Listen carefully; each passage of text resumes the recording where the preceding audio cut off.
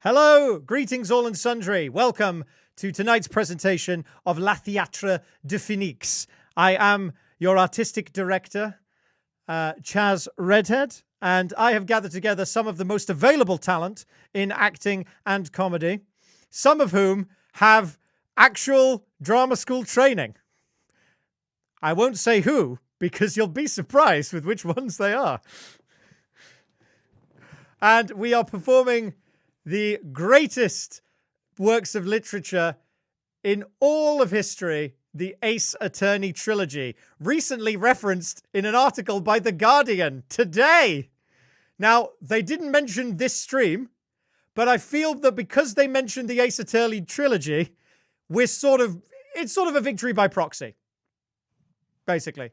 So, allow me to get you up to speed. We are entering our final trial segment of Case 2 of Game 3.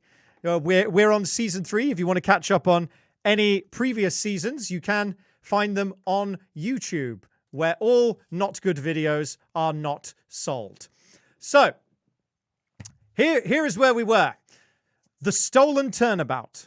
So, Phoenix Wright, Ace Attorney, took on the case of Ron Delight, a sheepish man with a very powerful wife called Desiree. Now, Ron had been accused of being not only accused of, but he had turned himself in, saying that he was the famed masked burglar, Masque de Masque. Now, Phoenix managed to prove that Ron wasn't at the scene of the burglary, but in so doing, implicated Ron in the murder of Kane Bullard, the CEO of KB Security. Now, with some more evidence in hand, Phoenix is hoping to prove Ron Delight innocent of murder, whilst Ace Detective Luke Atme has been accused of being the real Master Mask and is on trial in a separate thing. That's pretty much all I can do. Is there anything else I need to mention? He has an assistant called Maya. Maya's the younger sister of his mentor, Mia. Mia was killed in the first game. Mia sometimes comes back as a ghost and possesses the body of Maya. I think that's everything. Just standard legal stuff. With that in mind, I hope you're all sitting comfortably. The actors have prepared. The set is ready. Lines are learnt. And no one is going to do an impression of another character's gut. That's not going to happen today. Or so help me God, I will lose it. Hot pink nail polish. Thank you very much, Alex. Now, without further ado, the esteemed company of La Theatre De Phénix proudly presents our final trial segment of The Stolen Turnabout. Do enjoy.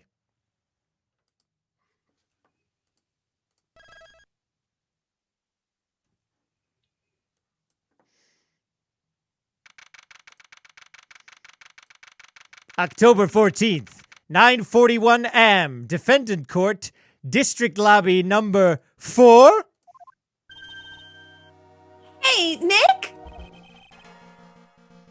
What is it this time? You won't believe how many people there are for the trial. Well, it is a murder case, and they are very popular. What are you talking about? They're here for the trial next door. Oh, right. Hang on, next door? Why don't you know this, Nick? They're having Detective Atme's trials today. Sorry about that was my smoke detector. But hang on, Detective Atme. Oh, there it I goes am again. hot. Sorry, mate. I'm trying to get a forklift in here. Oh, don't worry. It's all good. A lot of case notes. They say they're going to try him as Masque de Masque. Already? Well, that was fast. Boy, I love to see Masque de Masque's trial. Oh, sorry, Tom. That's your line. I know. By the way, where's Pearls? Oh, she went back home. She said she can't neglect her training anymore. Just like that, she's written out. I know you don't like me. Bells has really gotten into her training lately, huh? Yeah. Ever since that incident last year. Please, don't ignore me.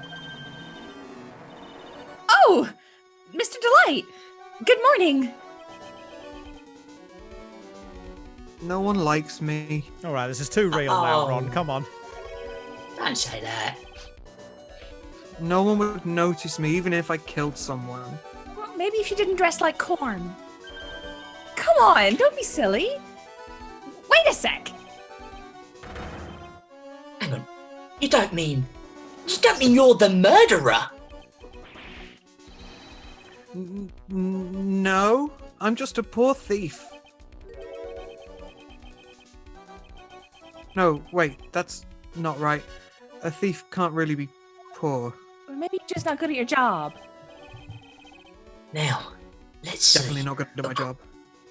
According to Mr. Delight, from his second crime on, he was following a bunch of orange set plans. Plans that someone had been sending to him to help him commit the orange heists. You think there's a connection between the thief and the murderer, Nick? No shit! I'm sorry, Myra. I stayed up last I'm night. a lawyer here. I'm know. trying to help. I know, I'm sorry. I stayed up late last night.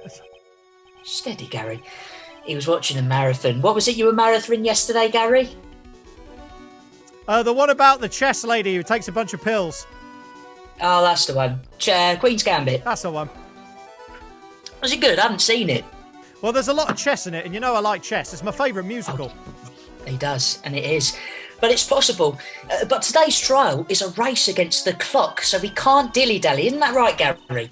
That's right, we can't dilly-dally, much like Anna Taylor-Joy as the protagonist of The Queen's Gambit.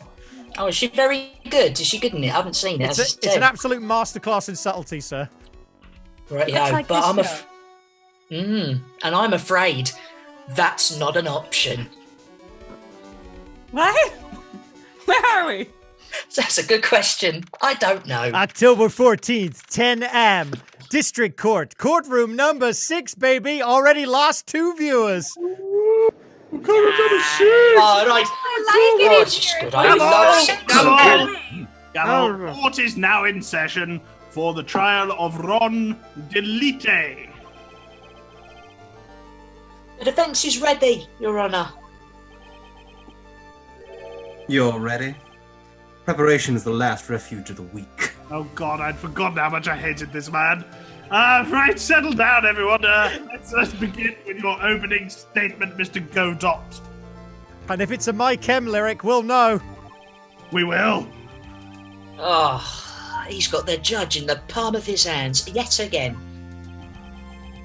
When I was a young boy, sorry about that. Ron D. Light is simply too young to be sent to war. That's all.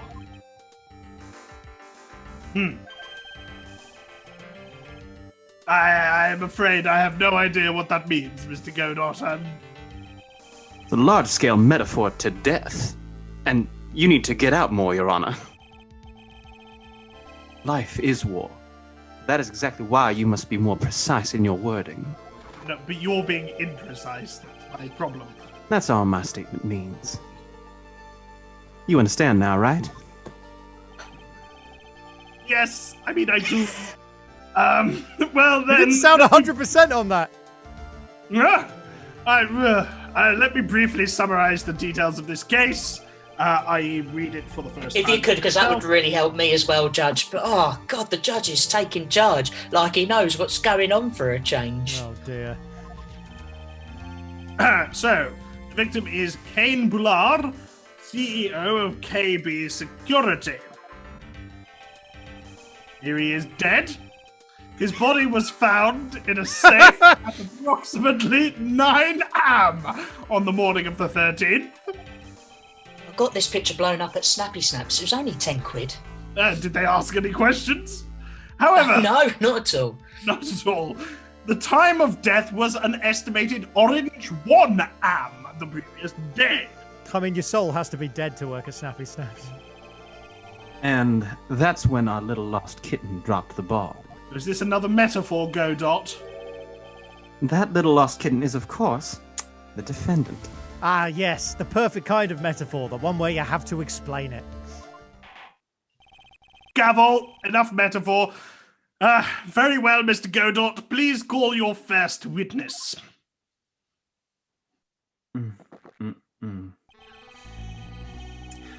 I never drink more than 17 cups of coffee during any given trial.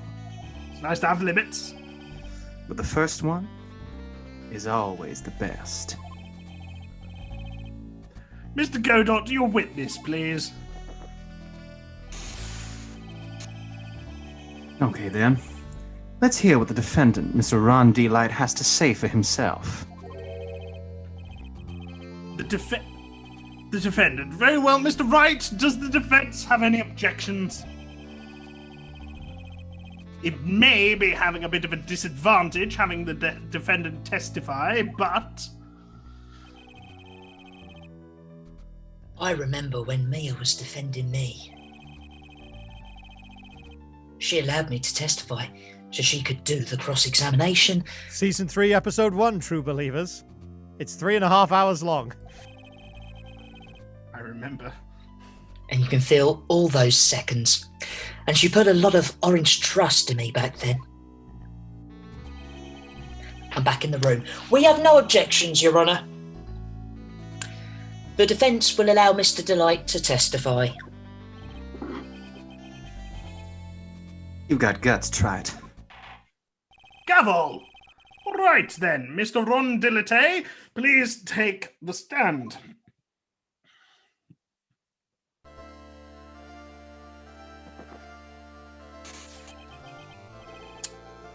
You did it, didn't you? It's a leading question for a start. Yes.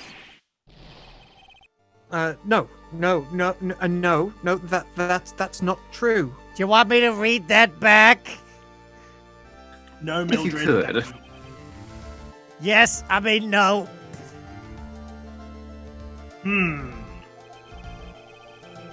For a moment there, I thought we'd set the record for the shortest trial ever. Or the shortest episode ever. Stands currently of the trial of Mr. John Smith at 39 seconds. Would have been nice to break it. Well, Mr. Delight looks plenty guilty with that face he's making. You mean one of the 4 set faces he can do? Isn't that what all people do? Once he opens his big mouth, he'll probably put the last nail in his own coffin. Was that a joke? Very well. Now then, can you tell me something?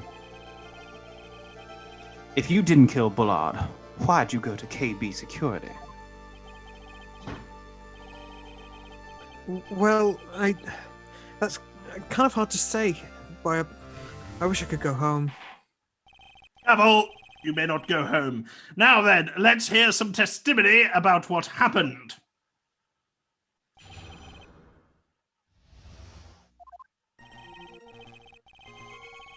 That evening around 1 a.m., I went to see Mr. Bullard in his office at KB Security. The blackmail letter I got, it ordered me to go there. I've been working at KB Security for a year, until a year ago, so I knew where his office was.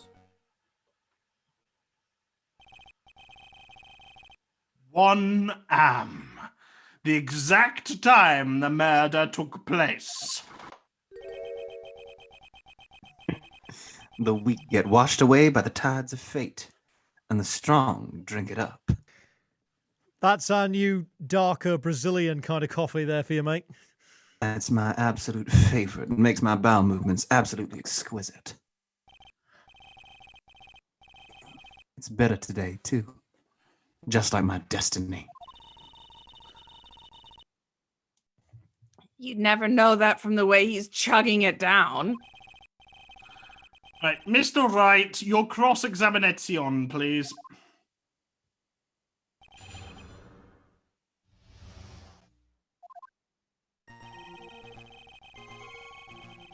That evening around 1 a.m., I went to see Mr. Bullard in his office at KB Security. The blackmail letter I got there ordered me to go there. And I've been working KB Security until a year ago. Hang on, hold it. You used to be a security chief for KB Security, right? Really? I know. Yes, that's right. You used to be a A chief of security. security chief? A security chief? You? Security chief? A security chief. And yet, a year ago you were fired without notice. Revenge for an old grudge? A perfect motive for murder, wouldn't you say?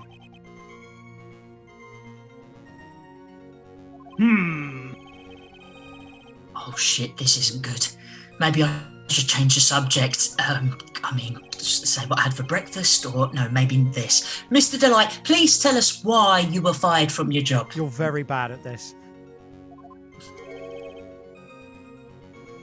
Well, The world is filled with those who have said, I wished I had never asked that. Okay. Gavel, gavel, gavel. Defendant, please answer the question. I needed money. You needed money? He needed money? He needed He needed money. A hand battle, fuck. Well, you see, Desi loves to spend it. It's kind of her hobby. That's not what a hobby is. Not exactly the best hobby in the world, huh, Nick? My salary wasn't nearly enough. So I stole orange data from the company. Look, come again? KB Security has a lot of security info on all sorts of companies. And since I was a security team chief, You stole some data and sold it. Oh, Jesus Christ. Mr. Bullard found out. I was fired immediately. Ah!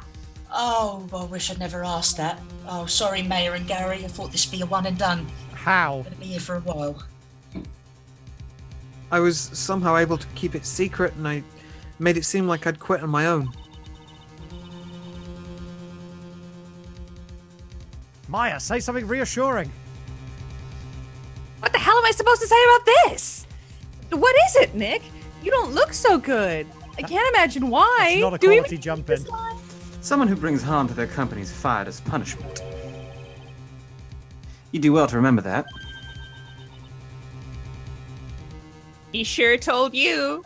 Again, what am I for?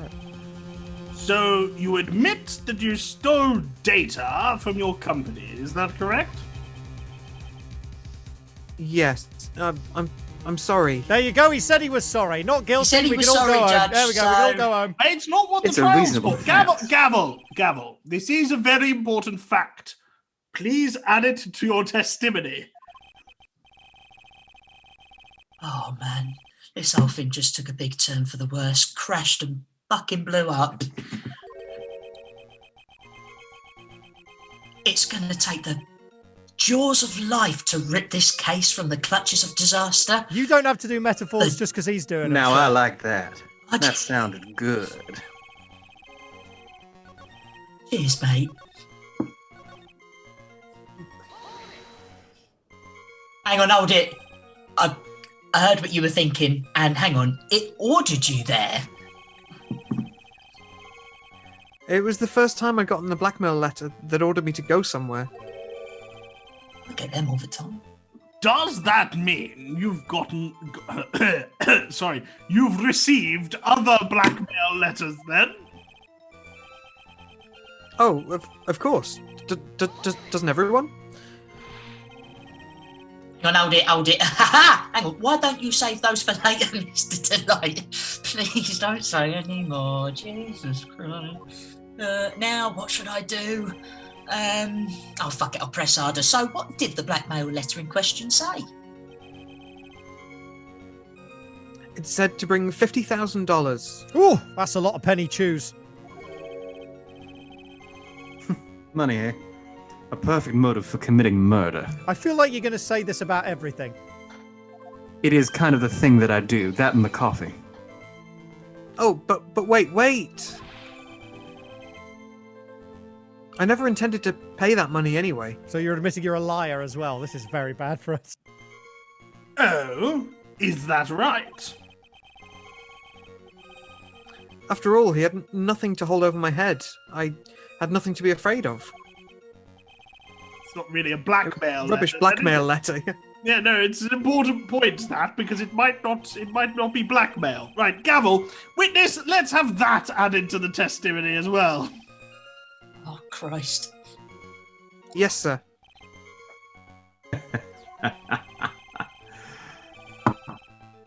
Muddy mud skipper in outer space has a better chance of surviving than I do. Do you even know what a I'm mud really skipper rubbing is? off on you. Do you even know what a mud I skipper know what is? a muddy mud's.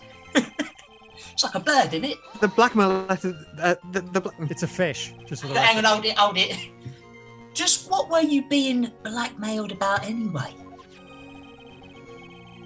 The blackmail letter said, if you don't want your identity revealed. Correct? Oh, very good voice, Judge. No, thank you very much. I'm sure it was referring to the whole mask star damask thing. I object. I'm afraid that reason isn't going to hold up anymore. Oh, what do you mean? I only understand metaphors. The victim had no proof the defendant was Mask Star Damask. But you were the one who stole company secrets only 1 year earlier. But that was all over with once I was fired. But it is true, the fact I stole secrets was kept under wraps. Even so, there was no reason for me to pay up now, a whole year later. A whole year! Is that really true? 12 months, a whole year! What is it, Nick? It was a whole year later, Maya. How many months? 12 months, a whole year! How many days? 365 days, a whole year! How many minutes is that? 525,600 minutes, a whole year! Thank you for clarifying, Gary. Oh, the fact that Ron was stealing company data. I wonder if he would have had a problem if that ever became public knowledge. I could have said that sentence better. But Mr. Delight, I believe you would have been in considerable trouble if your identity as a company data thief was made public. Irk. That didn't sound convincing at all. Mr. Wright! What are you trying to do by bullying your own client? Oh, it's sort of his signature move. Oh, right. I'm a dick.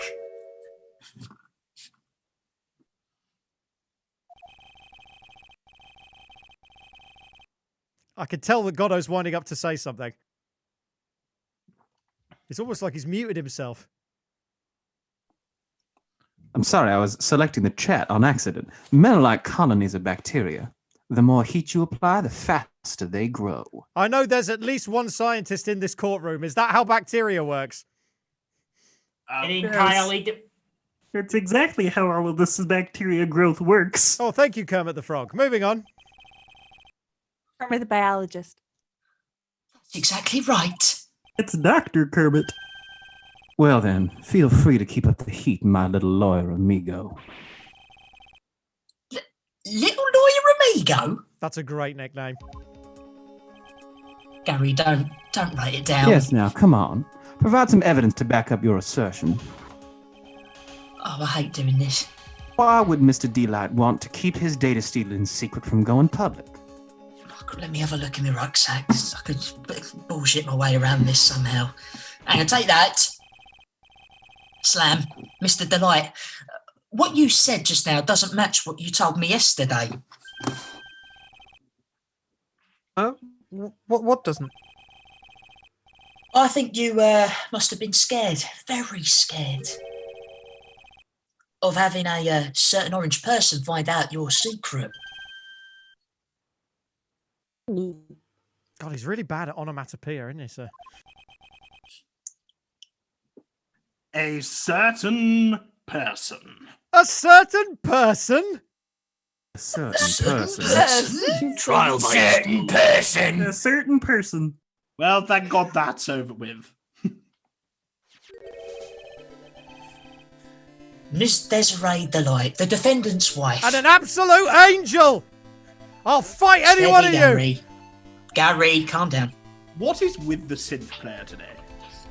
Well, but I listen to me. My Desi, she's. Looks like if I just sit back and relax, the fun will end before it truly begins. You shut up with your weird things around your elbows to keep your shirt in. It's a CrossFit accessory. Oh, no. Yes, we know. It was all your wife's fault. What do you mean? When you nod your head yes, but you really mean no, what do you mean? Mr. Delight stole company data to pay for his wife's spending habit, for which he was fired. Unable to face his own wife, someone used his dirty little secret to blackmail him. And that is how this murder came about. Oh. No! Oh, everything is falling neatly into place for him.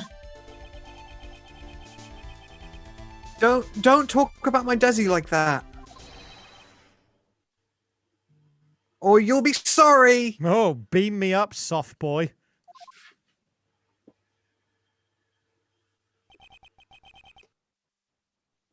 Well, it seems that we've learned a great deal of things here so far. Name 3 of them. Well, we've learned that Godot intends to have 17 cups of coffee. We've learned that a young man should never be sent to war. And we've learned that Mr. Wright does not know what a mud skipper is. That is 3 things. I should have said it higher. Damn it. Sorry, sir. But have we learned why he's dressed like Princess Leia, dressed like a general, dressed like an ear of corn? Not yet. No. It's a mystery. We'll What get do to you the think, bottom. Nick? No, I don't think we've learnt that yet. And also, I didn't think it was possible to get so thoroughly whipped in just 20 fucking minutes. Well, it's more like 25, but yeah. Normally you Yeah, have to more like pay. that. Clearly, there was sufficient motive for murder. He stole the data for his wife, and he killed to protect his secret. He really wants to be pushing on to make us forget about the Scottish accent. We all heard it, A Judge. man who cared just a little too much. Luther Vandross said it was never too much. The motive is clear. Let's move on. Ah. What happened at the crime scene at 1 a.m, Mr. Delight? Come now, tell us. We're all ears.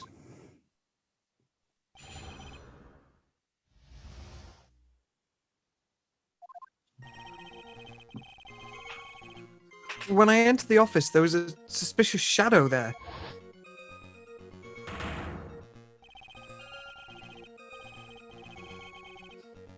Suddenly, I was hit on the forehead. After that, I remember being a bit dazed. Ah, so his forehead is his weak point. This is good to know. I'm going to write that down. If I hadn't been wearing that, I would have been killed. When I came to, Mr. Bullard was lying there, dead. In his favourite Nyan cat pose.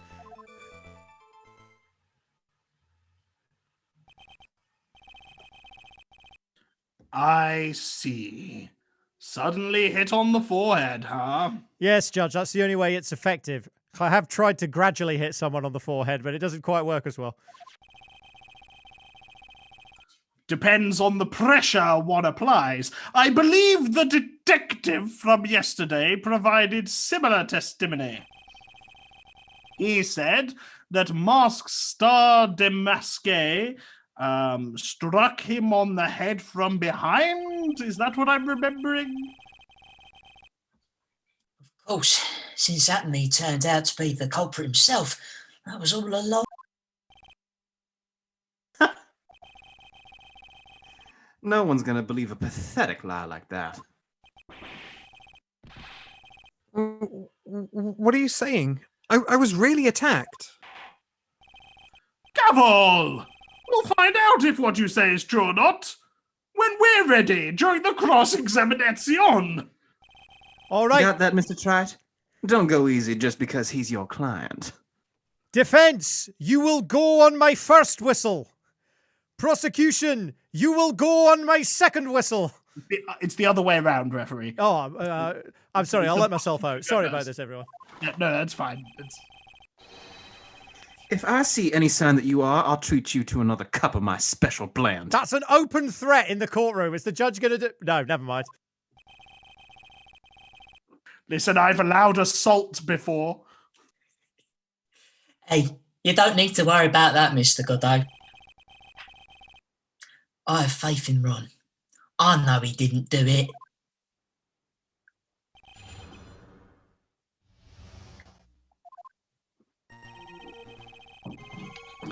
When I entered the office, there was a suspicious shadow there.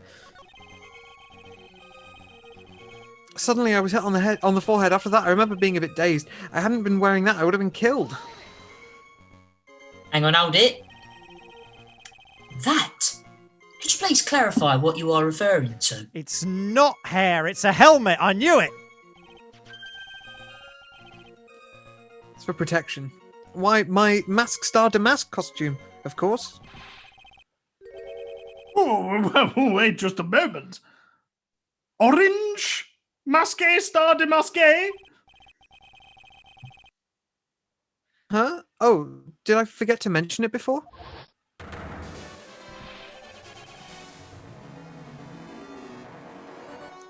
Just to be on the safe side, I dressed as Masked Star Damask. And then I descended upon the office of the CEO at KB Security.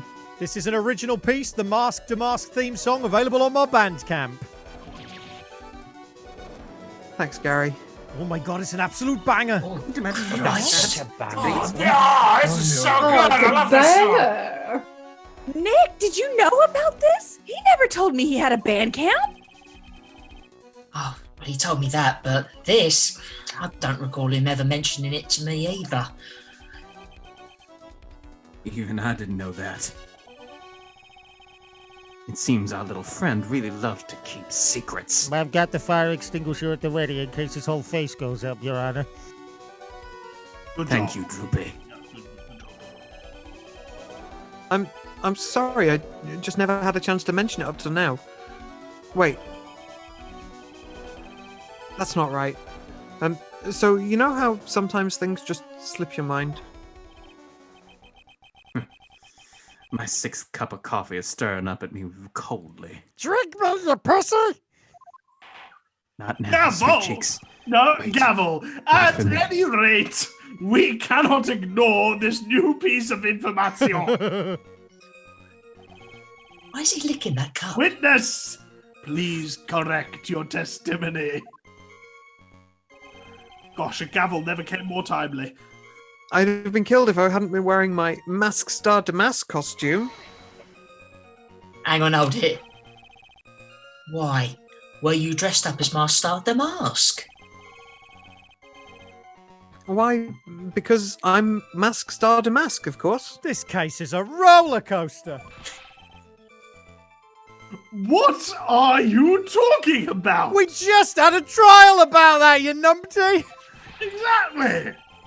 Masqué Star de Masqué's trial is being held next door. By the one other judge. That you know of. Yes, I guess so. Anyway, at that time, I thought I was being blackmailed over the Mask Starter Mask issue. So I thought I should go as him, just to be safe. Oh, boy. Let me tell you, it's a real pain to move around with that cape. That's why it took a lot longer than I'd expected. To be fair, I've worn capes before and it does, but hang on, took a lot longer? What is he talking about? I'm going to press harder. What do you mean by took a lot longer? Yeah, that was pressing hard. Oh, opening the safe, of course. My cape got caught on the safe door, you see. And this is why you don't have them. No capes. Thanks, Edna. This all happened when I've been hiding Mr. Bullard's body. What was that? Back up a second! He probably shouldn't have said that. Move in, move out, hands up, hands down, back up, back up. What are we going to do now? Tell me what you're saying now! Yes? You were the one that hid the body in the safe? Well, yeah.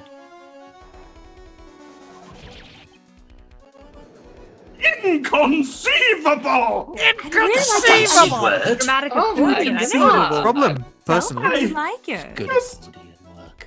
Why? What reason could you have? What were you thinking? Oh, nice going, Ron. You broke the judge. Question. When does someone toss their dirty shorts in the washing machine? What? I struggle to see the relevance I right now. I'm After 3 asking days? because I don't know. Now, the answer is simple. When they take them off. No, most people have laundry baskets. No swimming? Look, as usual, I have no idea what the fuck you are saying. Statement of the century. Do you mean that Mr. Delight hid the body because he's the murderer? Oh, yeah, that's right. Fill out his case for him, you muppet. I shouldn't have said that, Gary. So you're not as stupid as you look. Thank you. His metaphor this time was really obscure. This time? This time. Being generous. Mr. Wright, you don't mean that you knew about this whole safe business, do you? Yes. Sorry. Sorry. Am I the only one not in the loop here? Sir, don't mention the WhatsApp group. Ah, there's a WhatsApp group! Gary! Judge FOMO, control yourself. Witness! Sure you add this to the testimony! Honestly, Judge, it's just like gifts and memes. It's not... Yes, sir. Would you like to be added? I love gifs and memes! You don't have mod status on the WhatsApp group, Ron. It's me, Maya, and Pearl are the mods. Oh, God. Looks Pearl's like a taking some time out to focus on her studies. And it looks like a storm front is moving in over the fair weather, Judge. Swing and a miss, sir. Oh, gee, we shouldn't have mentioned it, Gary. Panicked and hid the body in the safe. It took about 10 minutes. When I came to, Mr. Bullard was lying there dead. When I entered the office, there was... If I hadn't been... I panicked and hid the body in the safe. It took about 10 minutes. Objection!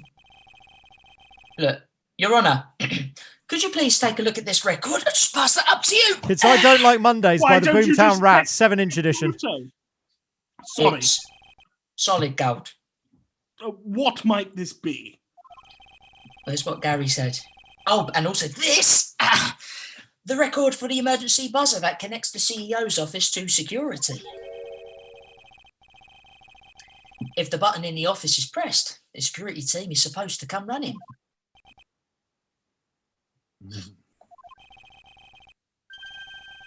And according to this record, well, the buzzer was pushed once at 1:02 am. What?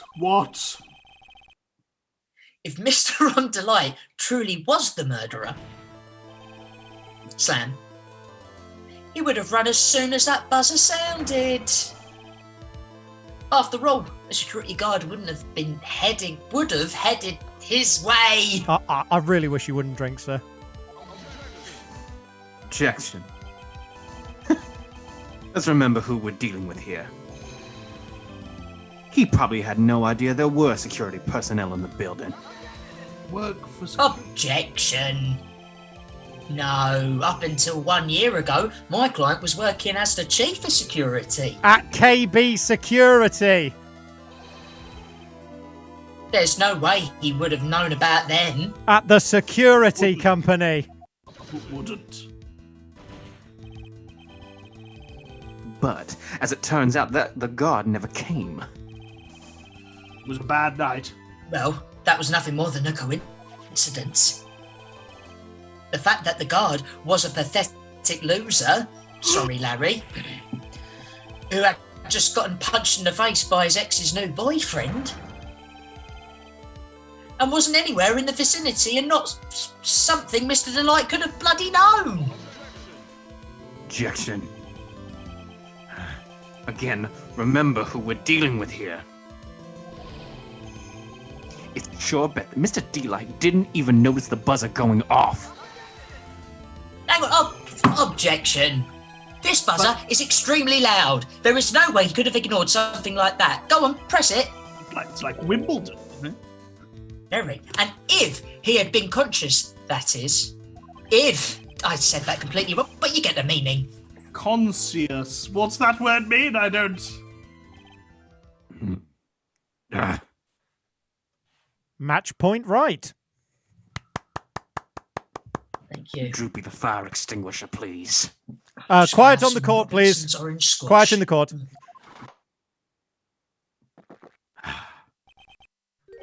Fine. Let's hear your theory. Odd. That means you can hear it. Now remember the defendant's testimony. The moment he entered the victim's office, someone attacked him. Mr. Delight said he felt dazed. I'm willing to wager that he was knocked unconscious for at least a few minutes. Unconscious? You were talking about conscious, now we're talking about unconscious? Make our minds up, please. Faint? What was it? Well, that's why Mr. Delight doesn't know what the buzzer had sounded, or didn't know that the buzzer had sounded. Mad, your sentence construction is all over the place. And that's why he thought he had time to hide the body.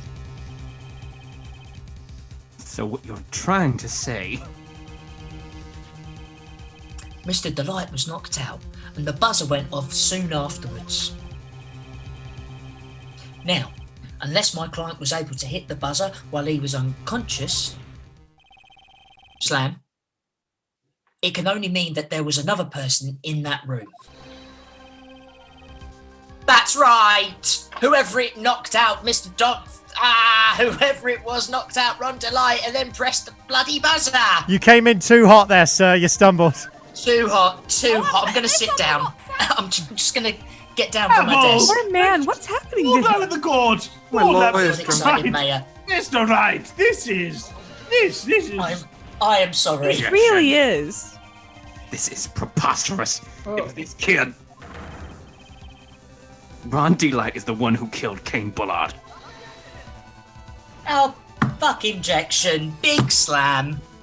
Then who pressed the bloody buzzer? It was... the victim, of course. He pressed the buzzer when the defendant attacked him.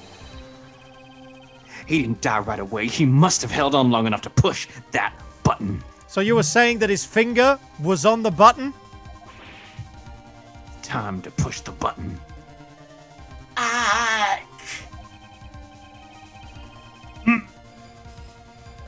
So Cain Bullard sounded the buzzer himself. What is your opinion on this, Mr. Wright? I need to prove that the real orange criminal was there at the scene. But how? Little Slam, can I prove that it wasn't Orange Cain Bullard who sounded the buzzer? Yeah, I can prove it all right. The defence's opinion is this, Your Honour. This green piece of evidence proves that it wasn't the victim who sounded the buzzer. And it's just in here, let me get it. There you go. I believe this is the piece of incontrovertible evidence you were looking for. I think How did you stumble at the word evidence? How did you stumble on evidence? Concentrating too hard on incontrovertible. I was so relieved about the first word. The emergency buzzer itself is the proof that the Bullard didn't press the buzzer. Is there some kind of clue on it? What kinds of clues stick? Absolutely not. Oh, okay. Hey, come on now. At least give some thought to what you say before opening your mouth. That's actually really good advice for you, sir. I think he gets Kind it of if is, he isn't wants a game. The fact that there are absolutely no clues, well, is itself the clue. Ooh. Now I'm the one that's clueless, Oh, huh? as if. I didn't put wordplay. Hang on. This button has no orange fingerprints on it. If Mr. Bullard had really pressed it himself, naturally, he would have left his fingerprints behind. Oh my god, he spat his coffee out! He's absolutely, maybe he had some Watsons. D-Line obviously wiped them off.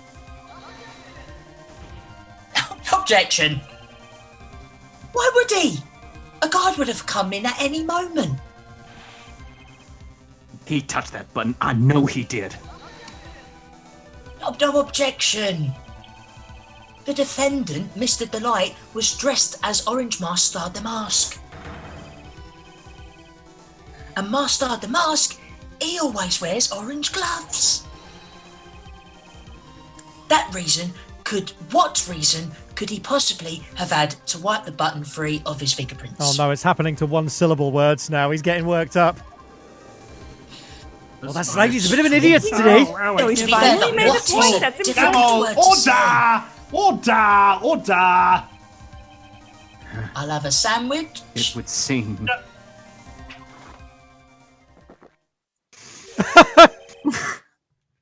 I've been forced to eat crow. No, I'm sorry, we don't have crow on the menu, mate. We don't.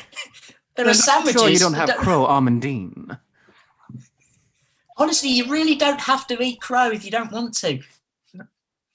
I wonder what blend number crow-flavored coffee is. It's 137. It's one of my personal favourites. 175 as well.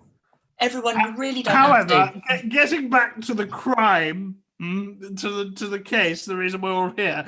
If the real killer was there at the scene, ellipsis, why would that person press the emergency buzzer?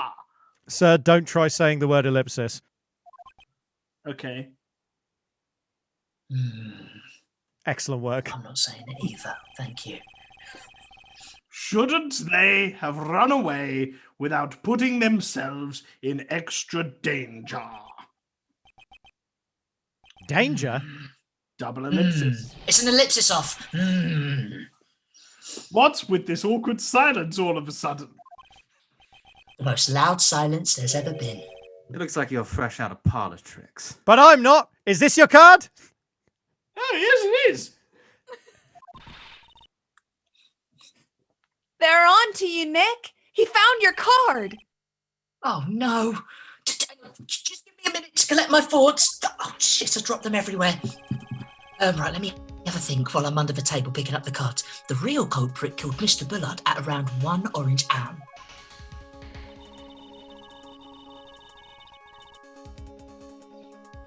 Hey, Maya, come here. What? Oh, that's Thinking. me. I don't know what to Sorry, say. I didn't Yeah. realize it's not a picture That's of me all right. that I don't read so much. Mr. That's Delight right. just happened to. No, I'm talking now. Now I'm talking. You're going to interrupt me while I'm talking? I'm so sorry. Thank you. I get no respect in this courtroom. I understand how the judge feels. Mr. Delight just happened to waltz in when the murder was taking place, right? Am I right? You are right. I just thought it'd be a good ploy. Do we have time for Pick this? up these cards under the table. You could Gary, press come play. join us under the table. We're Oh, picking are up we the doing cards. something? Oh, I forgot. There's a Yeah. Motzi. Sorry. Killer clobbered Mr. Delight and then sounded the buzzer.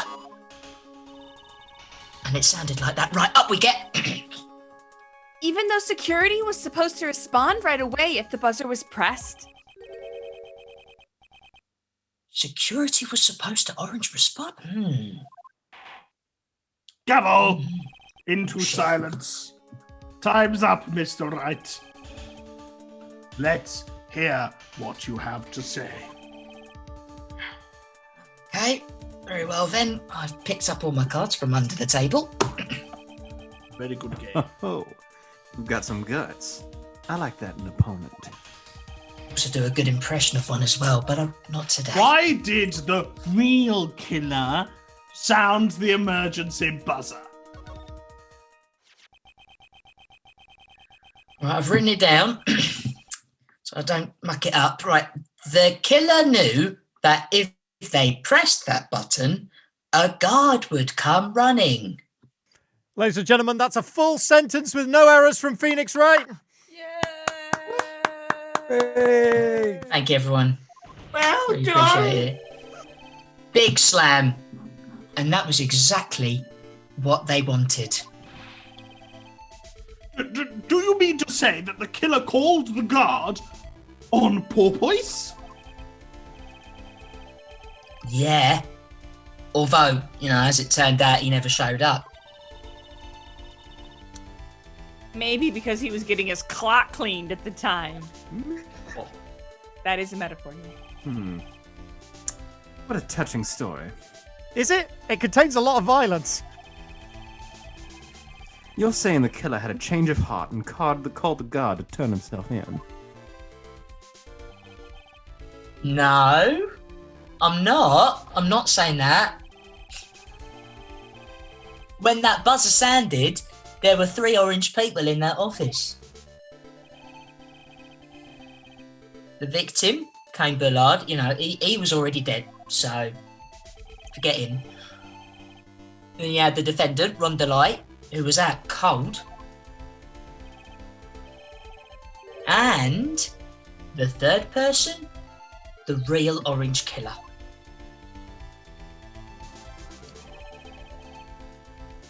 Hypothetically, yes. Now then, in this situation, if the real killer made an escape, what would happen?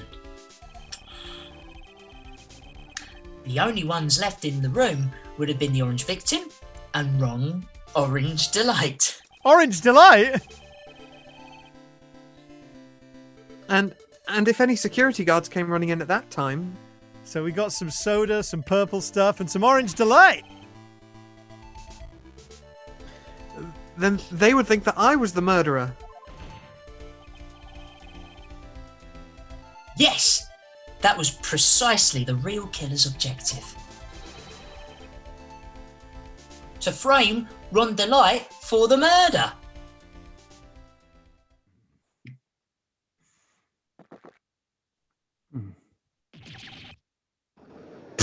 My God, it took a long sip before he He spat really that took out. his time doing that spit take. Order! Order! Order! Terrible spit take. Did he just sip just so that he could spit take? It would seem. I've been made to eat my words once again. Drink me! Drink me, you coward! Wait for later. Ooh.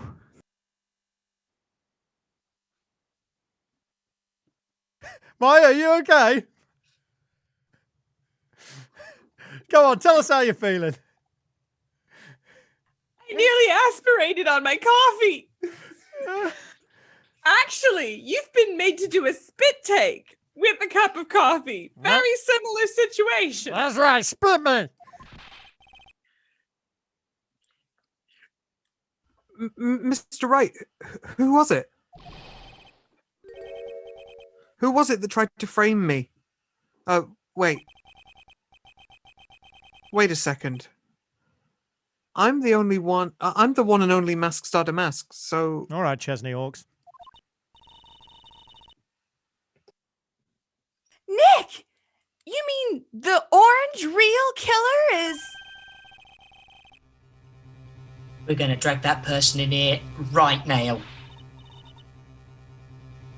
But who is it? Well, we've only met 5 people in this case. I don't have any... I don't know. Just between me and you, I don't have any solid proof yet. But have a think about it. Nah. But the killer knew Mr. Orange Delight's identity. And they also knew that he had been called to the Orange KB security that night. So, the killer used him to execute a well-crafted orange plan to murder Cain Bullard. Right, Gavel. Now then, let's hear your accusation, Mr. Wright. Greenlee. Who was it that Greenlee framed Green Mr. Ron Delatay for the murder of Green Cain Bullard? Quickly, before the judge's brain explodes. Was Greenlee... Detective Luke Atney. He's the only one who could have done it. He's a detective. Luke at me? You mean Masque Star de Masque did it? No. Your Honour, the person being tried in the court next to us, number 5, is not Master Damask at all. Oh, we just had a trial about this. It's now, all right, I made a mistake. I want to re-clarify. So, chalk it up. I won that one, actually, didn't I? And Slam, he is, in actuality, the true murderer of Cain Bullard. Oh my God, what a revelation! Right, Good Lord! Order! Mr. Wright, explain yourself before we boo you some more. Orange theft and orange murder. Which is the more serious crime? Because I don't know. You're a lawyer. Oh, Christ. They're not even close. In the eyes of the law, murder, orange, in variety, is the more serious crime, of course. Murder. Got it. A capital crime subject to a capital punishment in some places in the country. But apparently, canonically here? Deathville. I thought we were canonically in America. Yes. Oh, I see what you mean. In this state, yes. Please remember the trial from yesterday, if you would. Yesterday? Yesterday. My troubles felt so far away. Oh, do you remember that? When Luke Atney confessed there was a huge commotion in the courtroom. Yeah, I do remember. Remember that? The famous detective was unmasked as, well, Mask Star Damask. Instead of being convicted of orange murder, he was found guilty of orange grand larceny. That was his true objective all along. The end. Right, so you were played. He played you then. That's what you're saying. He wanted to be found orangely guilty. Like a bloody fiddle he did. And Master Damask had the perfect alibi for when the murder took place. I've got it written here. He was stealing the urn at Lordly Taylor. Massive slam. In other words, being orangely found guilty as Master Damask was Luke Atney's airtight, watertight, and unassailable alibi. Except you're assailing it. An orange guilty verdict. As an alibi! As an alibi! As an alibi! As an alibi. As an alibi. A billet? Oh my God, I've never seen the lady. Very well. all very there. well. We're helping, yes. You know, it's almost time.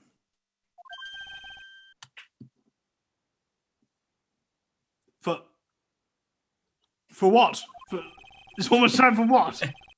For Luke Atmey's verdict. It was a pretty simple trial, after all.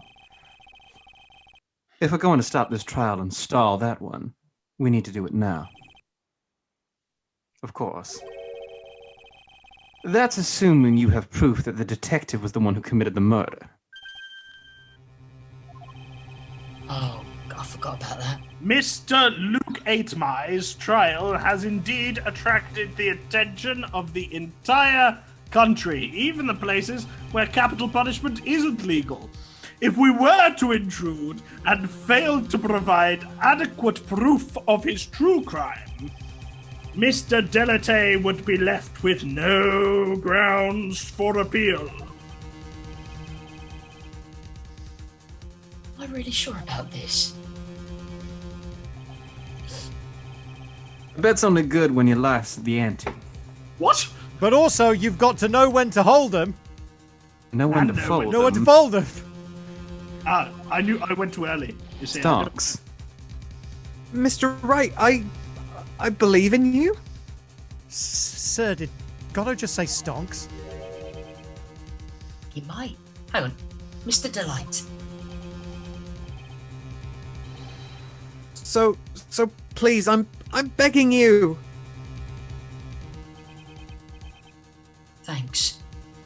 My decision will determine the rest of your life. Can I really risk your life like this? Would not be the first time. Wouldn't be the first time. Phoenix.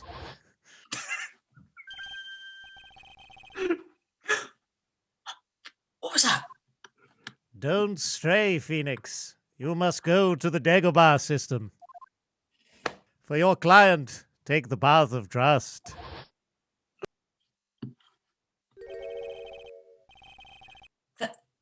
That voice. It sounds like Alec Guinness. No, it sounds like Mia. Your Honour, the defence requests an immediate recess because I'm getting angsty and I want to get on the swings. So that's your answer, huh? Swings, race ya! No, Gary. Oh, shit. Gavel, I'm still sorry. Did anybody else hear Alec Guinness? Very well. I've decided as well. This court will now take a let's say carry the one a 20-minute recess. Yes. Mr. Wright, when we return, please summon Mr. Luke Atmey to the stand. I've only been working on my card tricks. I don't know how to say. Oh, right. Sorry, you mean that? Yes, Your Honour. Through a portal, Mr. Wright. October 14th, 11:58 am. District Court, courtroom number 5. That.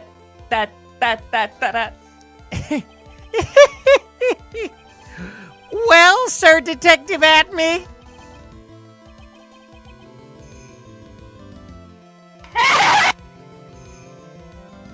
He broke his microphone. He's laughing so hard. I have to say, Mr. Payne, you performed splendidly. Oh no, Sir Detective Atmey. You were the one who... Little Hammer, that's enough. This court sees no reason to further prolong this trial. This court finds the defendant Luke Atmey. Look at me. Luke Atmey. Hold it! Oh, what? Wait! What? Oh. Now I get to be this person who does this. Oh, sorry. Interrupts court proceedings. Don't hand down your verdict yet, please. All right. Well, Sir Liar, welcome to my courtroom. Who's this hosiery? Oh my god, I think he's supposed to be Minnesotan. Yes, obviously. Can't you tell? My name is Phoenix Wright, attorney at law. and I wish to file an accusation against this man, the one I'm pointing at. Look at me. Look at me. Accusation! You accuse Mask Star Damask! That man is not Master the Mask. Yeah. He's just a bloody ruthless murderer. And a cheeky chappy. What?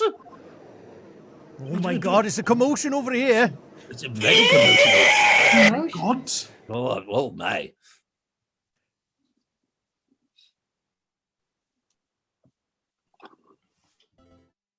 Well, after all of that commotion, we're going to take a soft 5 hard 10-minute intermission, and we'll be back with the second half of our final trial segment of the Stolen Turnabout. We'll see you in a little bit. Treat yourself to an interval drink, and we'll see you in a bit.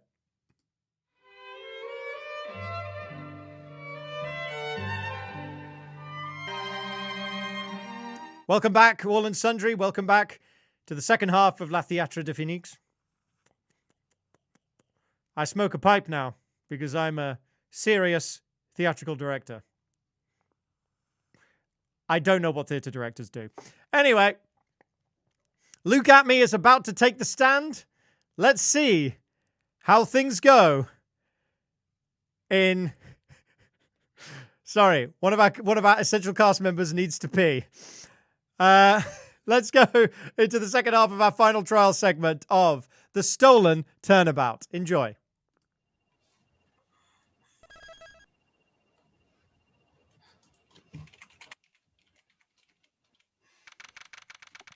October 14th, 1214 Pum District Court, Defendant Lobby number 4. My sis? I could have sworn I heard Mia's voice. She sounded a bit Alec Guinnessy, but I thought it was her. So then she's still alive? Inside your heart? Or fan cannon? Yeah, because she's dead otherwise.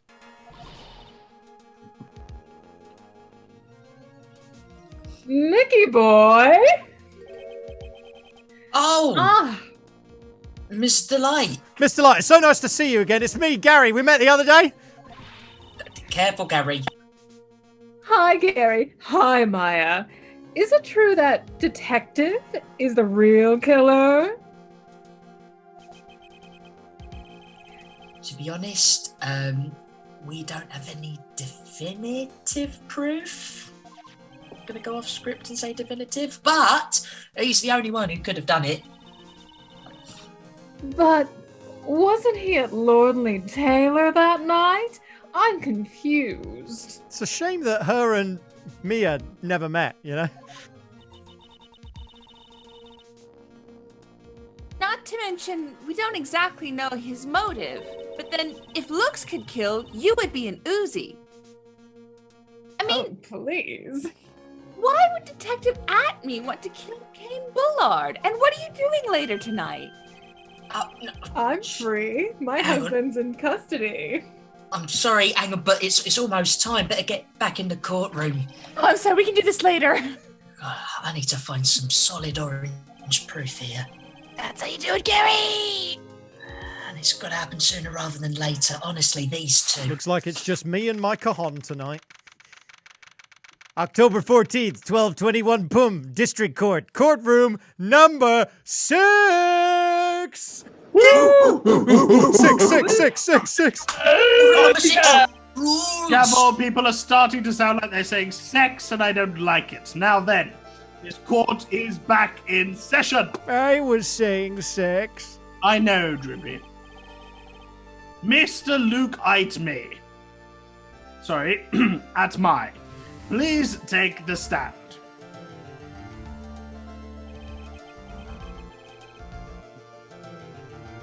Oh, how do you do, Salaya? Yeah! I never would have thought to see you acting so recklessly. I never thought I'd see you acting so loudly. Well, then you must not have been paying attention for the past 2 weeks. I couldn't let them hand down your hang on. I couldn't let them hand down your verdict just yet. It's all right. Take your time. I will. But when it would have given... Not when it would have given you your perfect orange alibi. I do Nailed agree it. with your little synth man. You should drink less. Sir, I've got a pair of sunglasses Baby here, shine except down. they're yellow. Do you want to wear them for the rest of the case? Yeah, go on, please. Rose tinted is perfect. Hang on. An alibi by the name of Master de Marche.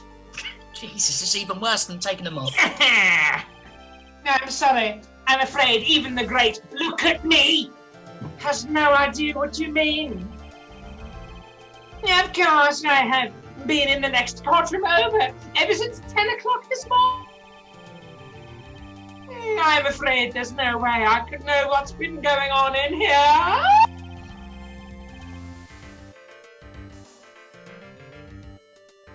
You've been in the defendant's seat all day long, correct? All day long, all day. I think that's how that goes. Being tried as Masque Star de Masque. Tombalite se de Maya. Indeed, it's truly a charm to fool the ignorant masses. Hey, Jumbo Jumbo. Look, I appreciate the band camp, but please, look, not only did the poor fools ask me to protect their valuables, they even gave me a generous reward upon returning their own property to them. Take this red diamond ring that sparkles upon my divine finger, for example. So you could... Jesus, hang on, give me back those glasses. So you continue to insist that you are, in fact, Master de Mars? Yeah, of course. Gavel! Very well. Luke, 8 Mai, let us begin with this simple question. Is whatever Wright has catching? Is that what it is? I think so. It's hard, isn't it? On October the 12th at 1 am, Cain Bullard was murdered. Here again is him dead. Where were you at the time? Snappy snaps, anyone, in case you're interested. One without knowledge lacks even the knowledge that he should be ashamed of himself. But don't worry, I will not hold it against you, Sir Judge. Oh, I'm the one without knowledge. Right, I see. Thank you.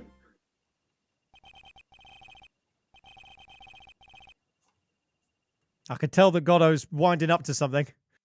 Yes, I think he's got his mask on mute again. Let's Motherfucker. talk with his eyes. All right, Mr. Atme. The night of the murder. Speak. We're listening. Still a little bit of me in the cup. Oh, I'll give you a drink. Give me a sip. As you wish, Sir Erotically Voiced Prosecutor.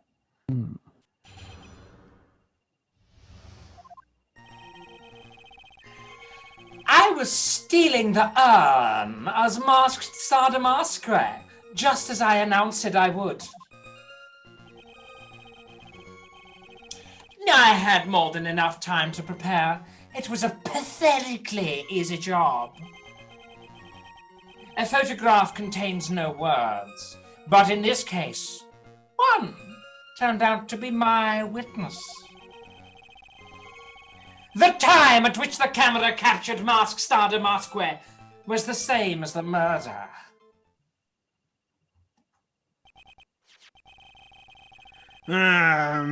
It seems the main point of discussion will be this orange photo of the crime scene. I hate it when we keep cutting away to photos.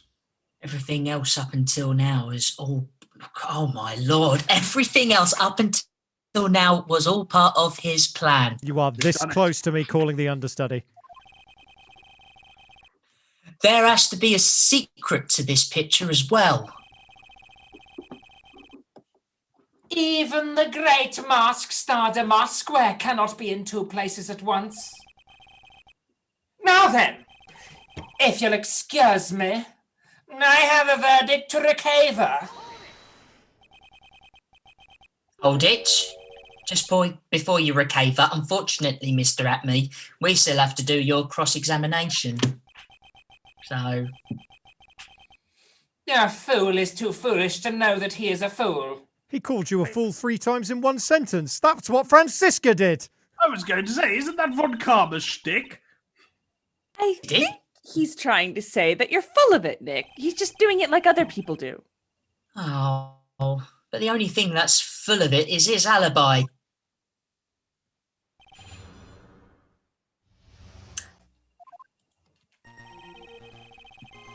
I was stealing the honest masquerade just as I announced I would. I had more than enough time to prepare. It was a pathetically easy job.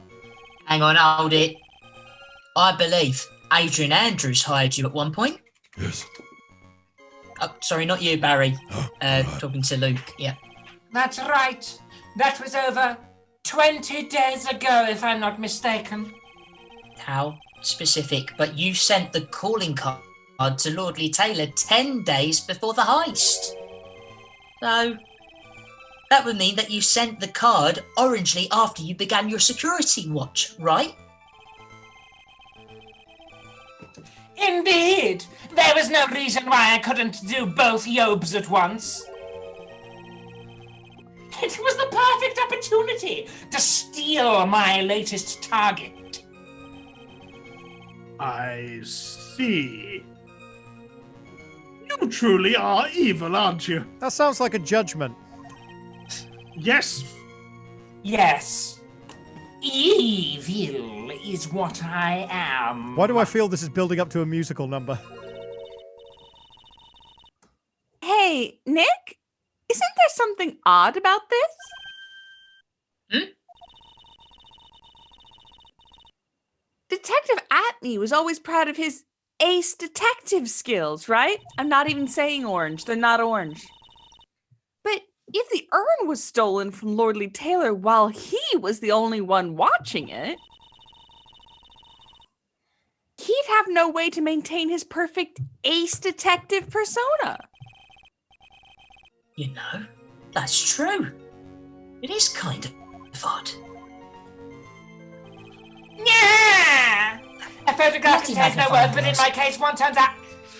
Hang on, hold it. Just put that magnifying glass away. So, by Don't you want to see my photograph- veiny eye? Not today. You mean this piece of evidence Darling. here, is that correct?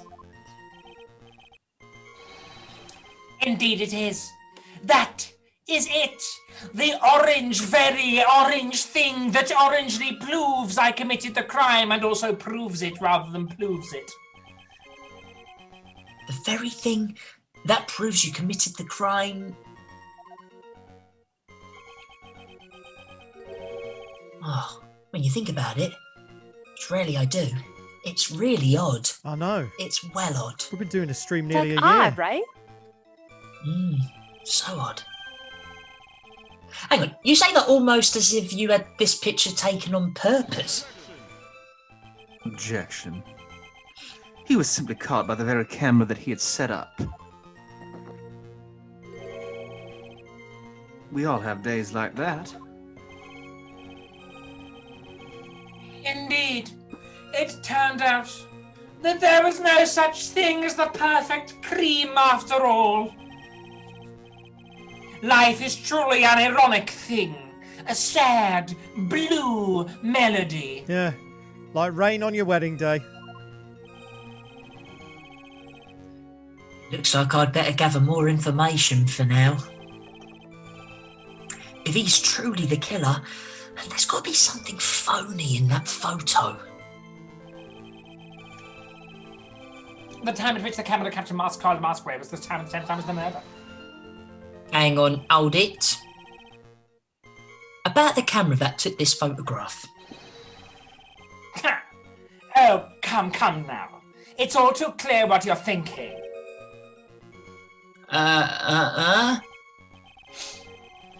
You think I altered the orange timestamp on the photograph, don't you? I wasn't, but now I do. I'm afraid that's impossible. The camera was set up by Lordly Taylor, and on top of that, it was Lordly Taylor's staff that printed that picture's data. you, Barry. Unfortunately for the defense, there's no way that picture could have been altered. I see. Looks like I better find something else that could be suspicious. So, this alibi is false, right? It has to be, or he couldn't have killed Mr. Bullard at KB Security. But I'm not really spotting anything unusual. I mean, there are two possibilities. And I'll announce them now. Either the orange mask-starred mask in the photo is fake, or the orange photo itself is. Do you think it's really a cake? I was thinking the Anna's mask-starred mask, right? I had more than enough time to prepare. It was a pathetically easy job. A photograph contains no words, but in this case it turned out a bit more witness. Hang on, hold it. So by photograph, you mean this? Indeed, that it is. That is it. The very thing that proves I committed this crime, both orangely. I feel I'm getting deja vu. The very thing that proves you committed the crime. Surely you understand by now. Lord Taylor provided that camera.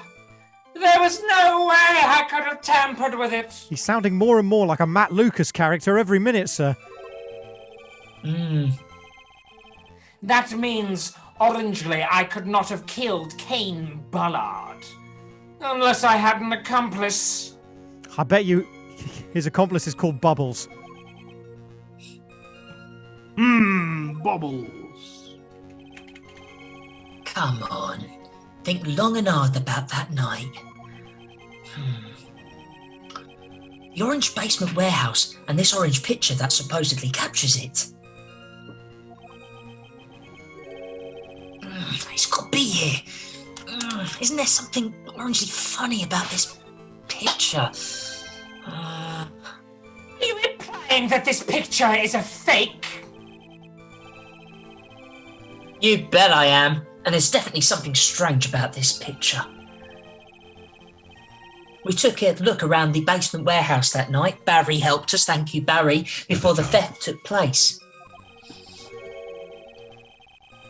And there's orangely something in this photo that orange doesn't match my memory of that night. Gavel, does anyone else think there's more citrus in this case than usual? Very well. Then let's hear what we have to say.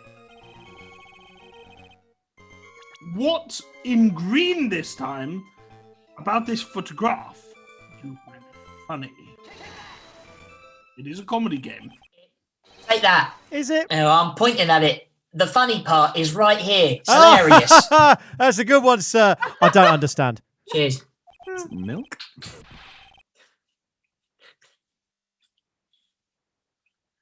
Why, this, when colorized, would be an orange bloodstain, which would suggest it's very old indeed.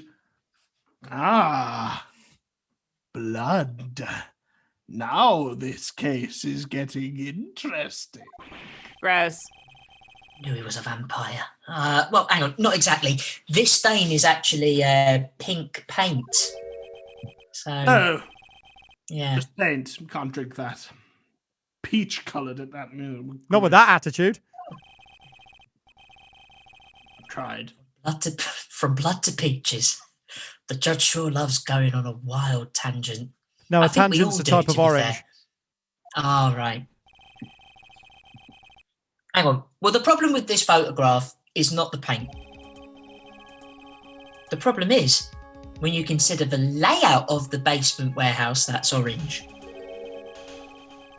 It turns out that something that should be there is nowhere to be seen.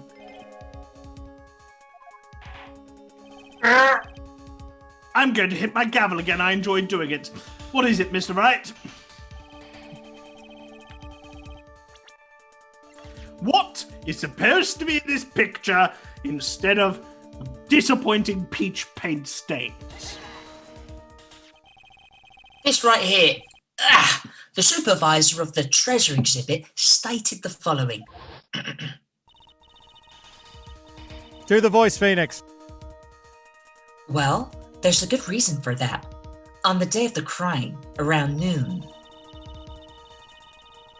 that golden statue just happened to arrive from the mounting training hall. I realized that the statue would be the perfect size for covering up the paint stains.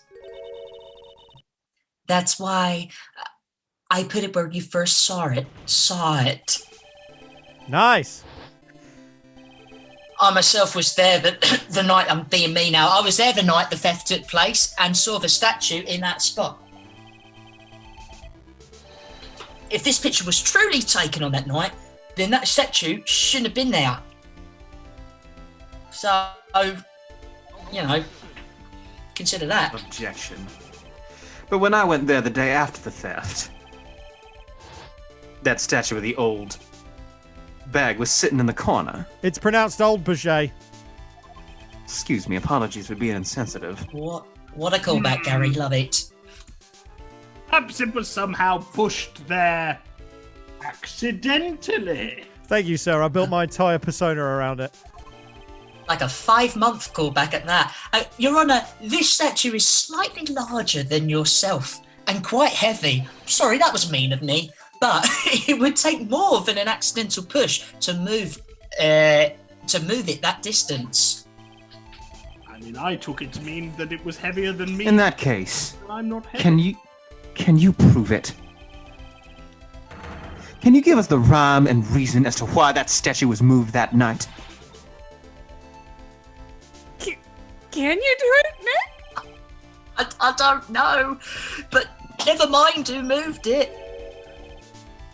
The real question is, why did they orangely move it? Gavel! Why? You didn't know that one either?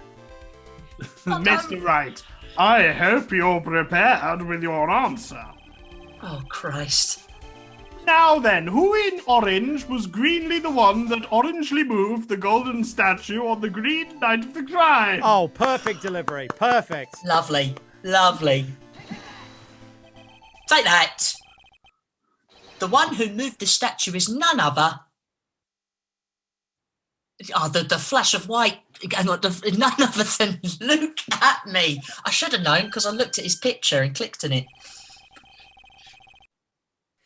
Come now, Sir Lawyer. There you go again on one of your strange delusions.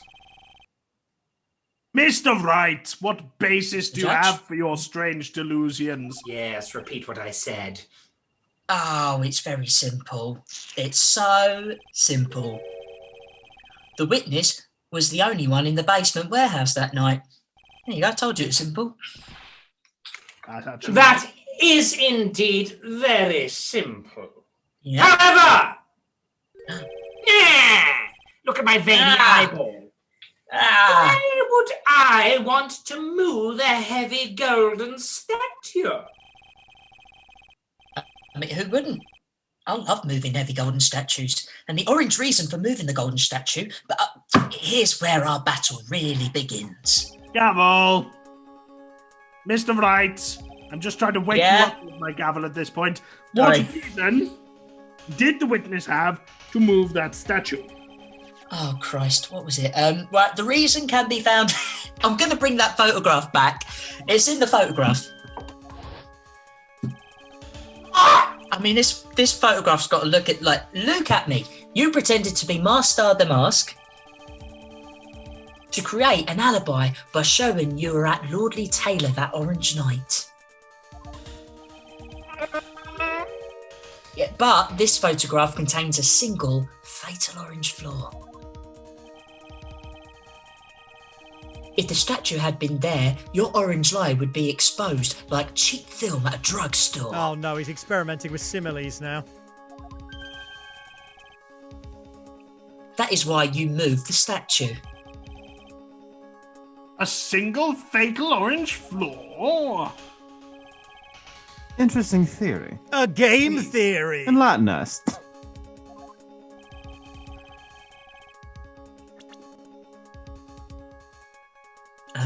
Just where in this picture does the lie exist? And a point at the time there. Naturally, the lie in this photo is the timestamp. Orange. Well, what do you mean? I'll tell you exactly what I mean. Oh, good. Because you asked so nicely. But on the night in question, Luke Atmey went to KB Security and murdered Cain Bullard. Therefore, it's obvious. It would have been impossible for him to have been at Lordley Taylor at this time. Oh dear, it probably would have been. Oh, I really fancy Gavels, be a packet of skips. What does that have to do with the statue being moved? Remember, if you will, Your Honour. I will not. Will. Orangely, when was this statue placed beside the warehouse door? Well, I told you I wouldn't remember. The statue was taken down to the warehouse on the orange day of the crime. Right, that's it. The day of the crime. And it was placed there in order to cover up the paint.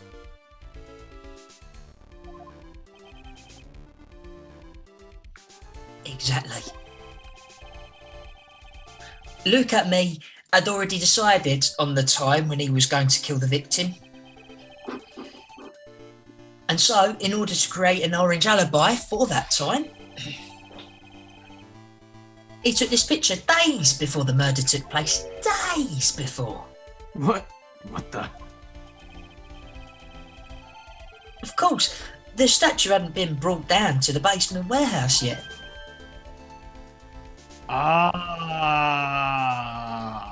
Yeah, so on the day of the crime, Mr. Atmey must have been quite nervous. As nervous as a long-tailed cat in a rocking chair factory, so to speak. That was a good simile, Gary. What did I tell you about similes? Why are you trying Good this? one. I feel like that was inherently unclear. He's got metaphors, I've got similes. Why? Because something that wasn't supposed to be there had been brought down and placed where it wasn't supposed to be. Ooh. Don't Massive do your slam. own moves. Don't do your own I moves. do me own moves. And that is why Luke Atmey had to move the statue on the night of the murder. Ooh. And he did it to make the room match with the way he had been in this photo. Fuck me. Go on! Red 5 standing by. Christ, he proper fucked up that last line, didn't he? Oh, Jesus Christ. Order! Order! Mr. Atmey, is this true? One moment, Your Honour. Have you forgotten this? I forget everything. You'll have to remind me. You really should go to a doctor. Yeah, look at my veiny eyeball. The data from the basement warehouse computer. I think this is why I forget things. According to this, the camera did indeed go off on the night of the crime. Objection. Right. It's true that the camera had been set up by the Lordley Taylor staff. Yes. Indeed, Barry told me. That's right. However, Barry also told me that the program used to manage that data was yours. Oh yeah, it's got me back to rights there. That alone would have allowed you to tamper with the data. Oh, my long legs. Right, gavel again. Gavel, stop it. Stop talking. Mr. Godot, what is the meaning of this?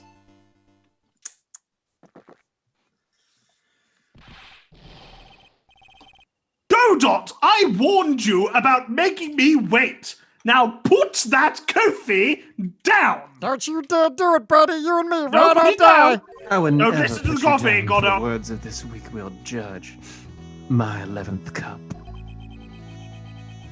I've promised to drink no more than 17 during a trial. Yes, you said that earlier. We remember. Which means I'm still good till the last drop. Yes, but the point is that you're meant to be doing a job which is prosecuting this individual, and the defense has a good point in front of you. Cheers, a good Judge. point. So what? Hey. We are all but travelers on the road of infinite points. Oh, Jesus. I think you got your points mixed up with your other points. So you say this photograph was taken ahead of time? And that the statue was moved in order to make it match? That's a very interesting idea. However, there's one point that can't be denied. Is this one of the infinite points or one of the other points? One of the second points. Bitches. That it's only a possibility. Men that are trapped by the chains of maybe can never reach their dreams. Look, I'm Mr. just practicing my trumpet. Please. Now, I've forgotten immediately what Godot says, but let's say that it's true. No way! Oh, don't fall for that, Your Honour! Well, Honour! it was the last thing that was said. Mr. Damask. Yes? He's sweating milk again. You free on Thursday night, and if there's no funny business in your actions as Mask Star Damask, there should be no problem with you telling us your strategy and going to the Olive Garden with me, so let's hear it. Olive Garden is for family! I object! Yes, I also object. Can we get back to providing the court with your testimony about your plan to steal the sacred urn?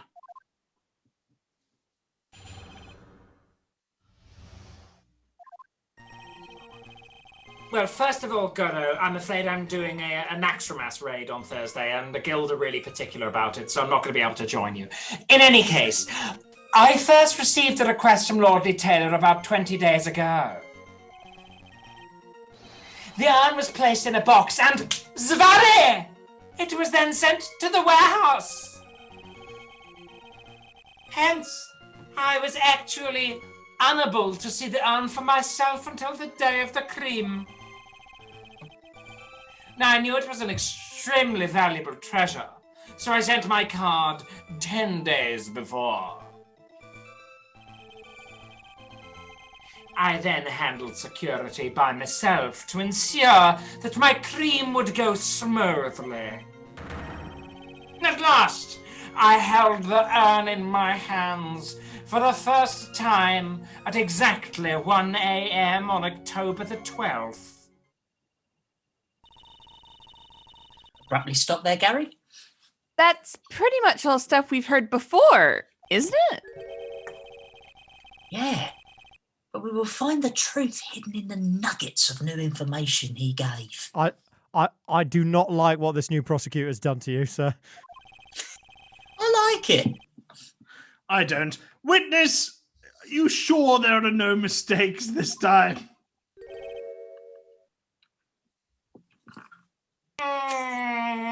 Zavare. That's not an answer. That's not an answer. Very well then. Mr. Wright, you may begin your cross-examination.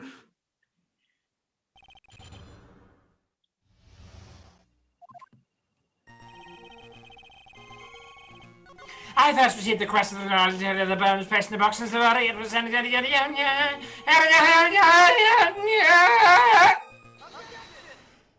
An objection.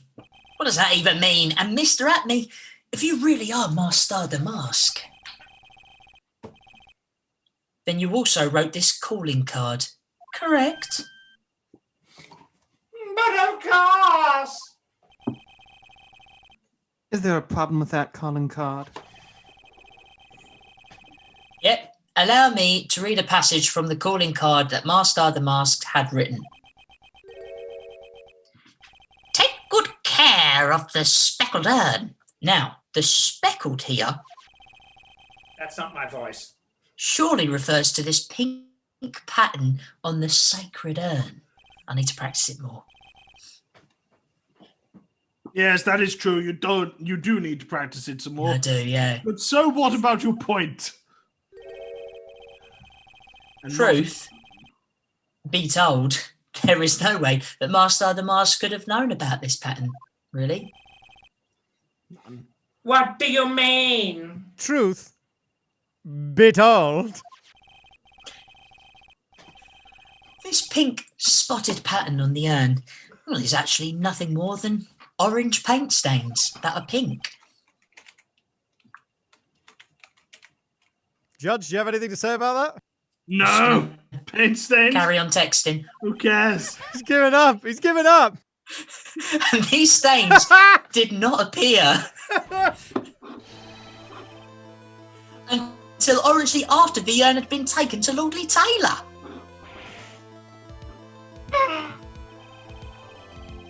I'm not finding this joke to be very funny, Mr. Trite. Well, the day that the sacred urn was taken to the warehouse,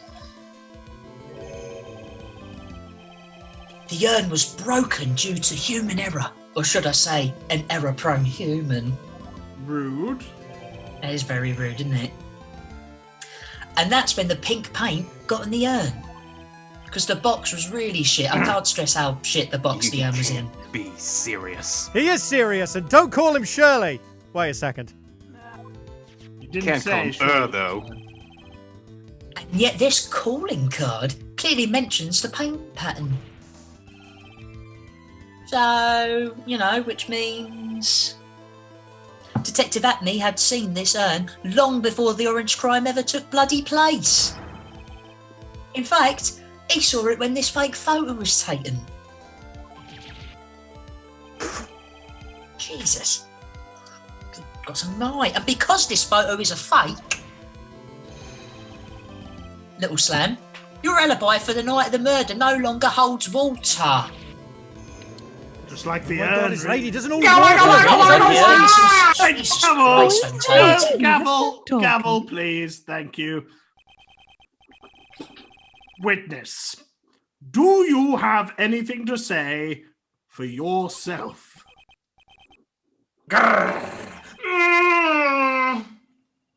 Right, that did it. He's broken. Yeah, he sounds like that production card that happens at the end of every episode of Buffy. Nick? I think it's still a little early for a victory pose. All right, so I'll get down from the desk. Huh?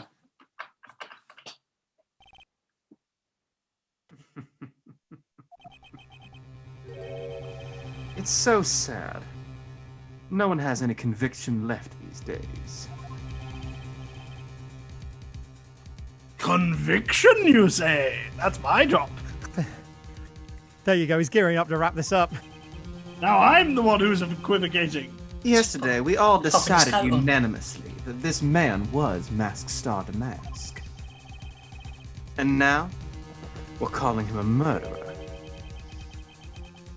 You don't think we're being a tad fickle? I mean, that is a good point. One of those infinite points, perhaps. No, wait, don't fall for that too, Your Honour. Being fickle's great. Let's be fickle. I love being fickle. Say that No, Luke you're Hatton right, was the actually, one being fickle is good. who killed Cain Bullard? Then let me ask you this. Why would he do that?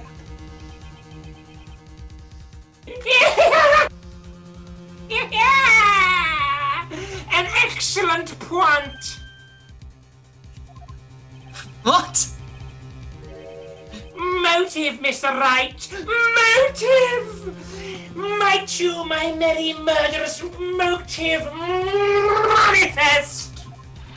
Jesus. Nick, he's getting his second wind. Oh and no, I think think we we're skipped missing all the way out. up to 7th wind. Does he have gears? Has anybody seen that movie V for Vendetta? I think he's doing that with M. If he prepared an alibi and pinned his crime on Ron Delatay, as you say, he must have had a very strong and orange murder motive. God, he's given up, hasn't he, sir? What The are you only talking one- about? Here I am. I'm reading the lines. Now, the only one with any motive we've seen is Ron Delight. Isn't that right, Detective? Indeed, according to my own research, the boy's motive is clear. Gavel! Right. Without a motive, it's nearly impossible to prove guilt in a murder case. I'll have you know that I limit myself to 17 vodkas per case. Now, A good limit, sir. thank you. Maybe you can enlighten us as to what the defendant's motives were. Thank you, Sir Ultimo. Don't call me that! They're doing everything they can to make Ron look suspicious. That's really, really naughty. Despite our lack of hard information, which, to be fair, we probably need. Yeah, probably But need anyway, that for a this court may case. be our only chance. You know what? Yeah, we probably do need that. You can't do it all on similes. Look at me! Had no points of contact with the victim whatsoever. Kane Bullard decided to investigate Mask Star Demasqua and simply mistook who he was.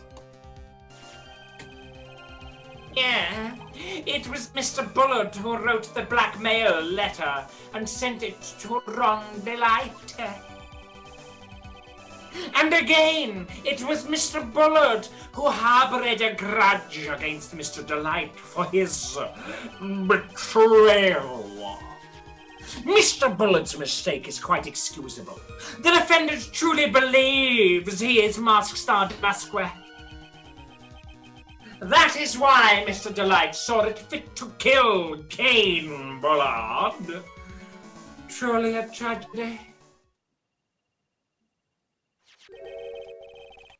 So, after that, the victim, Kane Bullard, blackmailed the defendant. This is the blackmail letter found in the defendant's apartment. A handwriting test confirmed that Orange Mr. Bullard was indeed the one who orangely wrote the orange-green letter. What? Just going to take Gavel, that in my very records. well, Mr. Wright. Begin your cross-examination again.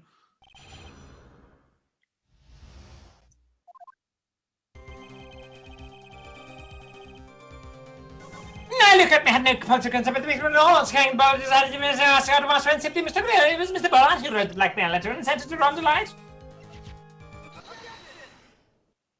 And objection. Point, hands on hips. Look, take a good look at this newspaper clipping. I'm just going to pass that over to you. Have a little look.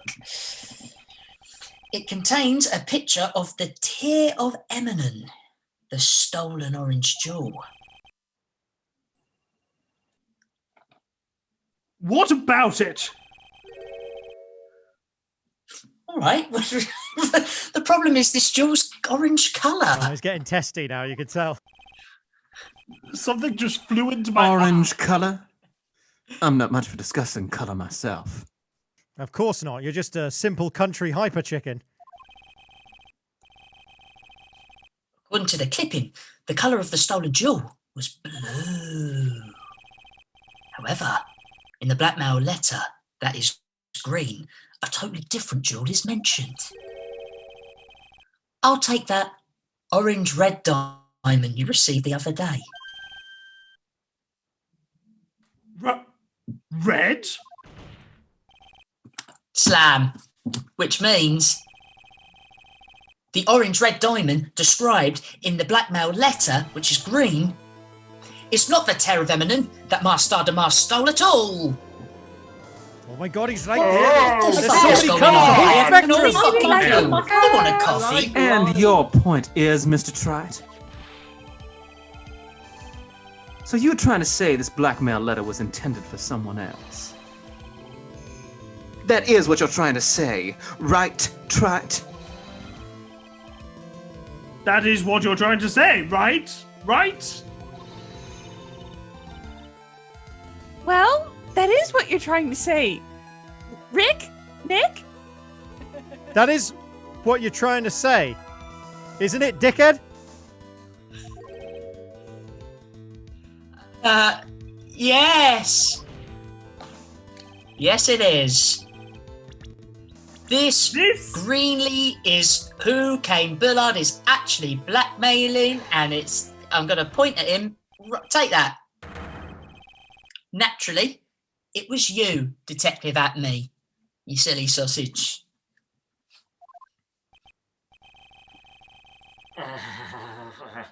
Do you have some sort of basis for that claim? Oh, you've got him on the ropes now. He's turning into Alan Rickman. Ooh. You have been personally involved in every single Master of the Mask case.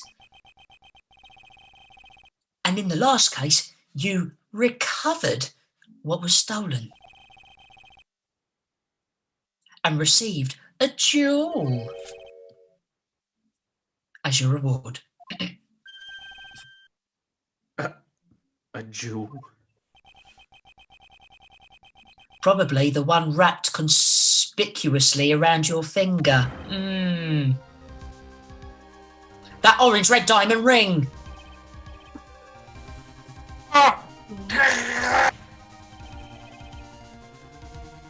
No, it's not an egg. It's a ring. And that is the diamond referred to in the letter. Which means that Kane Bullard wrote that letter in order to blackmail you. It probably would have landed harder if you'd gotten it right first time, sir.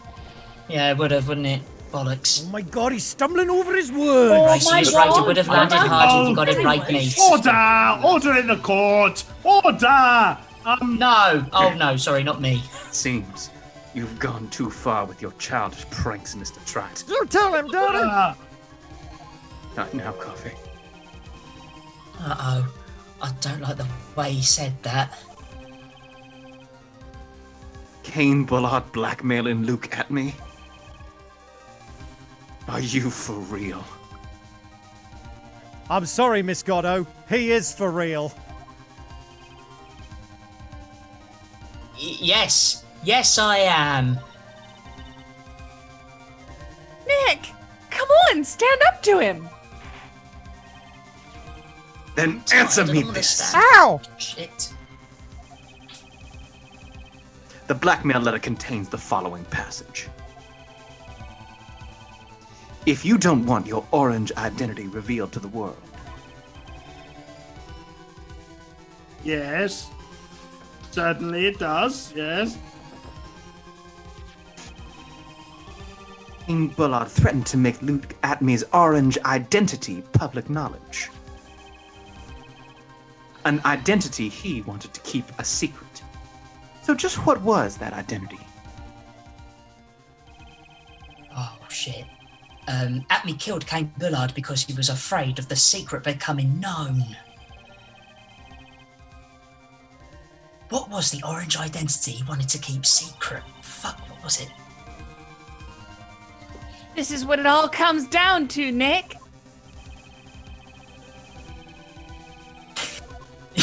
Here's Mayor. The orange identity that Luke Atmy wanted to do so desperately. Oh, Christ. What Luke Atmy wanted to so desperately keep secret was his identity as. I read that completely wrong, but we'll go with it. Do you want me to re-cue? We can do this again. Take two. Maybe. Luke Atmy was a blackmailer. Hey now. You're an That's all-star? A little different from what you've been saying. You said that Kane Bullard was the one blackmailing Look at Me. Are you saying that me was blackmailing someone else on top of that? You have to admit, that does sound a little odd. It's not odd. It's the only thing that makes any sense. Kane Bullard was blackmailing Luke Atmy. Point. But Orange Ron Delight was also being blackmailed by a certain someone. So, Did you start to receive blackmail letters starting after this incident? Yes, just a few days after the Tear of Eminem heist. After that, I started getting the orange plans in the mail. I received plans from some very kind person, incredibly detailed orange plans. Detailed plans. In which case, that would mean that Ron Delete is actually Masque Star de Masque. That is what we are claiming. Could have said it at the start. I could have, couldn't I? Someone else came up with the plans and had Mr. Delight steal his targets for him. Subtle slam. And that someone was none other than Luke Atme. Him over there. Oh my god, he's accused him 6 times. I'm just going to follow his finger and... Oh my god, he's wrong.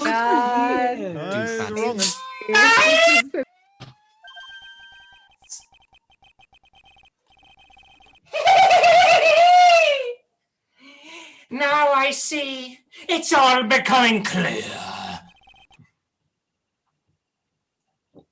What is? When you were in grade school, you received the same report card every year.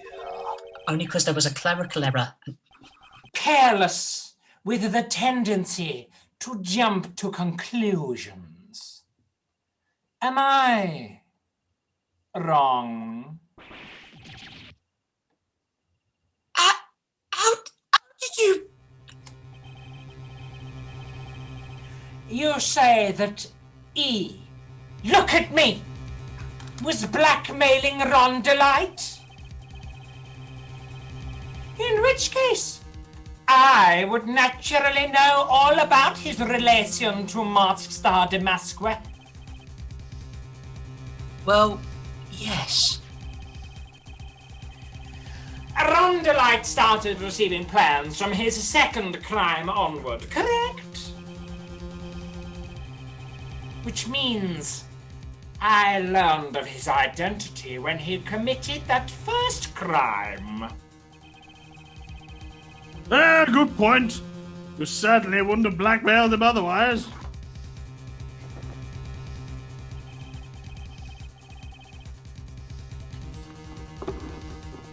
You need to unmute, buddy. Every time I'm still on mute, thank you very much, Coffee, you sweet, beautiful, dark, bitter goddess. In that case, let's see some hot, bitter evidence.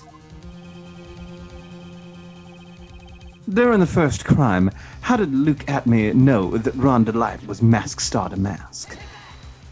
Hey, that. I think I see it.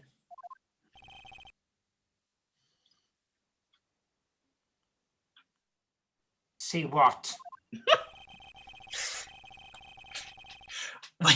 When you were in grade school, you received the same report card every year.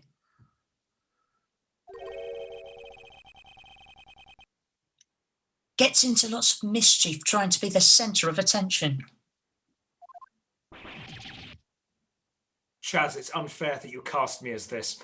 What do you mean?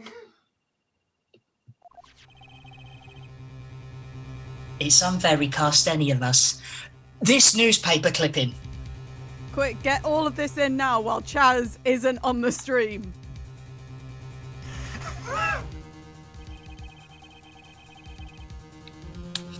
It has a picture of you and Ron Delight in his guard uniform. It seems that Master the Mask didn't just disappear into thin air. He just took off his outfit and hid it in an orange bucket. Orange bucket, yeah. That sounds far too stupid to be true. Mission statement for the entire trilogy. Oh, he's back, everyone. Stop slagging him off. Alright. Correct. With tricks like that, he couldn't fool a baby, let alone an ace detective. And that's when you figured it out, Mr. Atme. That's when you learned that under his mask, Master de Mask was, oh shit. What the? Isn't he supposed to be masked? Oh my God. I cannot believe it. Watson's a fallen on the floor. Fraud! But, boo Oh, this me man! Watson's. An orange bucket, I want it now. Paid good money for them. Get me an Christ. orange bucket. Bollocks. Also, I haven't got a clue to get them up. How dare you expose me like that? Oh, somebody's going for an Emmy. Oh, Christ.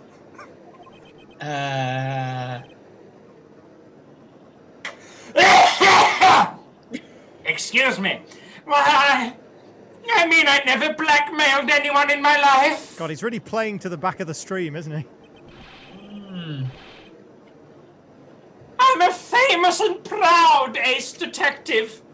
And also Mask Star de Masqua. Why can't you understand that? Is he on his knees? No. I'm afraid you are neither a proud thief nor an ace detective. You're a blackmailer and a murderer. That is your true identity. Why, you?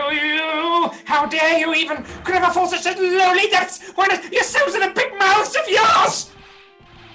I say none of you are going to desecrate me. Commemorate me, the ace detective can you blackmail me. It's enough to make you laugh. Well, that was sobering, wasn't it? It would seem.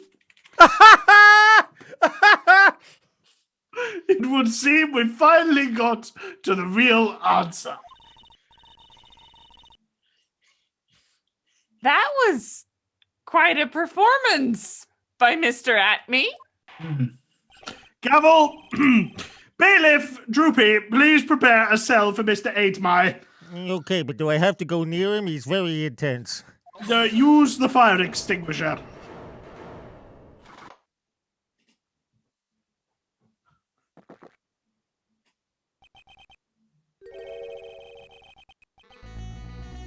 Don't forget to unmute, Gato! The hammer that strikes too fast has no time to aim. Sorry about that, Droopy. We're just trying to get a few extra squats in. You got it, buddy. I love you. I love you too, Droopy. You want to come to Olive Garden with me on Thursday? Can we focus on the case? Thank you. What do we? I'm prepared to deliver my sentence. Every time this happens, I get interrupted. Slam the coffee down. Ow! Allow me to say one thing.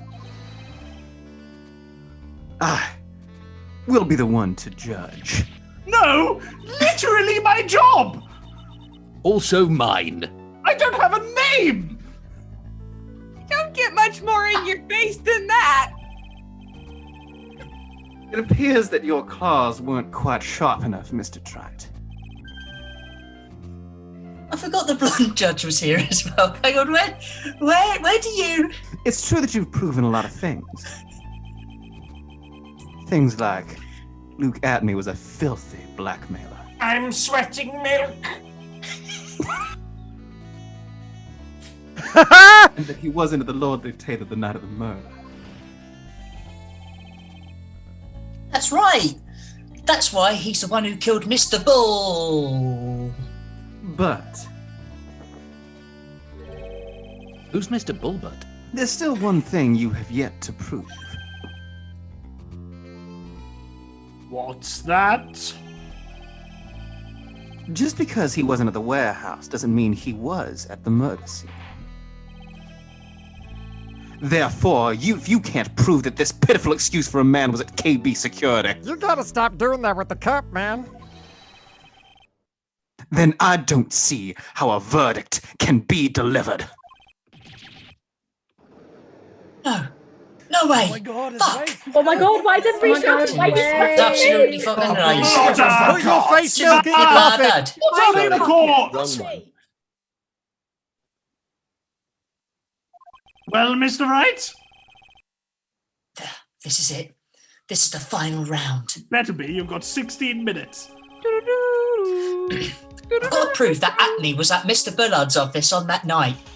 Maybe I should have thought that rather than say it out loud. But can you really prove that? That's long enough, Mr. Trite.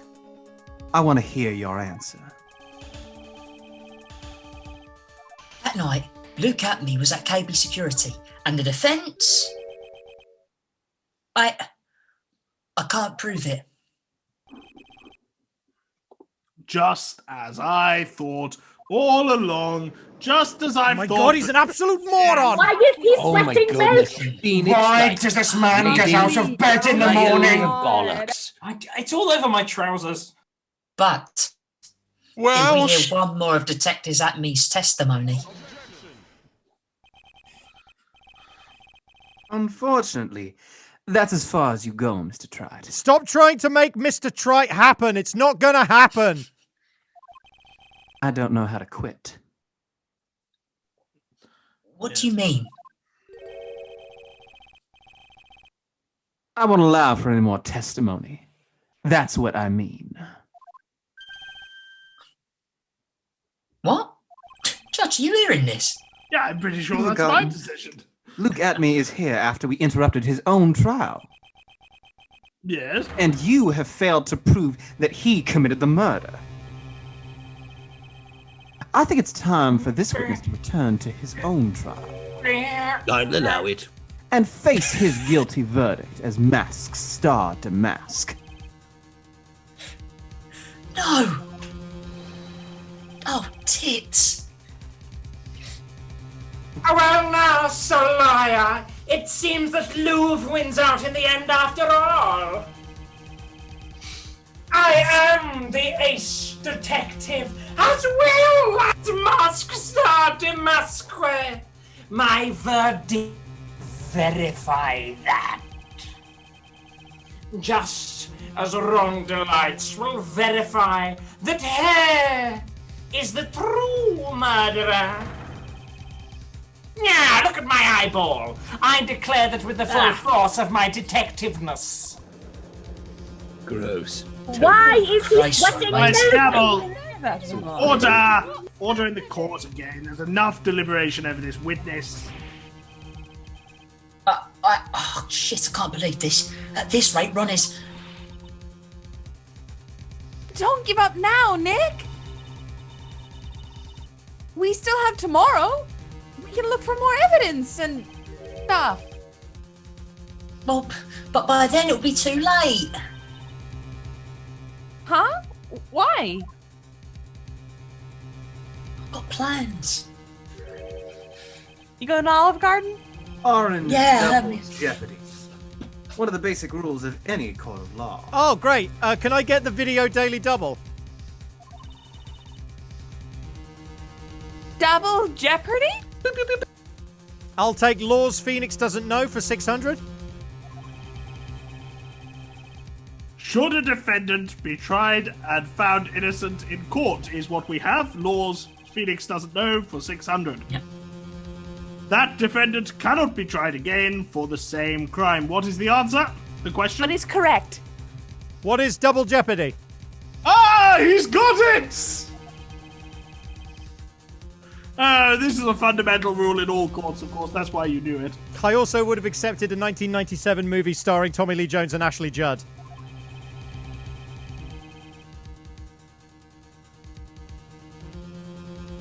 And it applies to this witness.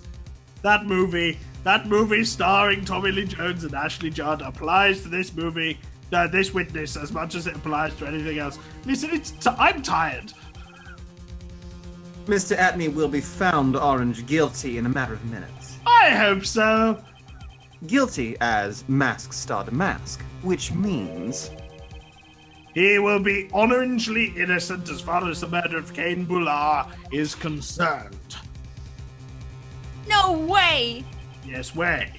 The fact that you were unable to provide, to prove Mr. 8-Mai's guilt of that crime here means that he will never be tried again as Cain Boulard's murderer. Oh, Oh my god, he stuffed it up again!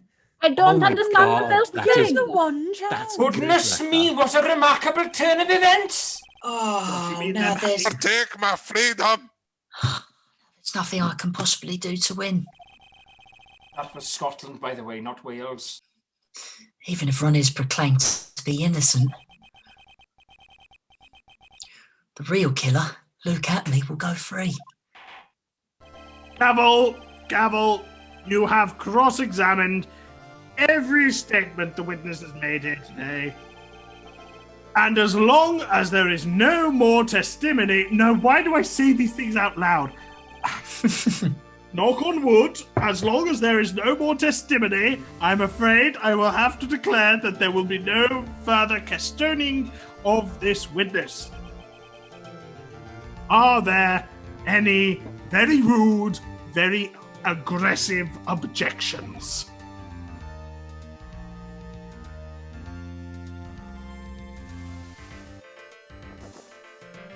No? Good! Gavel anyway. Glug. Then I hereby end the cross-examination of Luke 8 Mai. Good God, man.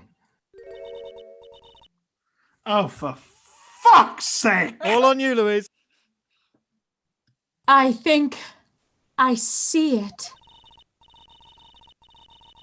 Your Honor, when you were in a child, this is What? What? That was a translation error, I think. What? Wow. I'm sorry, I'm translating from Beyond the Grave, so just bear with me. Wow. I've been sat here for a while listening to you all finally get my moment, and this is what I get. Okay. When you were in something, we'll come back to that. This is what was on your report card every year. When you were a child, let's say that.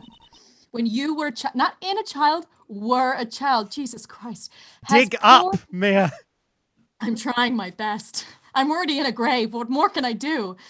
Has poor hearing and often makes mistakes as a result. Yes, that's right. They blamed it on a disability I had. How did you know?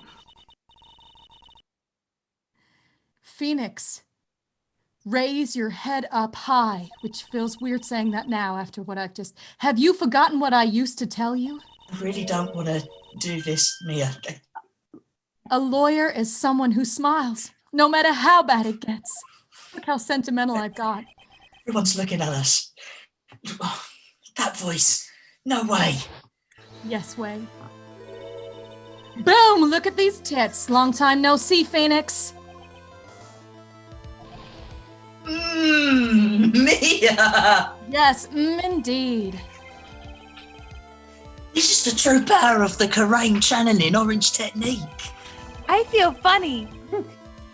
I know that it's really Maya who's standing before me. But right now, she's my mentor, Mia Fey. Now, let's do this. But there's nothing more we can do, Mia. Without any more testimony, I can't cross-examine. Wow, you really do need me. Not yet. The testimony's not over yet. What? And what do you mean? Your Honor, just now you said something very interesting. Oh, I doubt it. Do you want me to read any of this back? Faye, Mildred. boom, look at these tits. Right, Mildred, no. Mia. I'll do it for you. You have cross-examined every statement the witness has made here today. Yes, I did say that, but... Yes. Unfortunately, Your Honor, you're forgetting something. Earlier, after the last cross-examination, this witness made a number of orange remarks.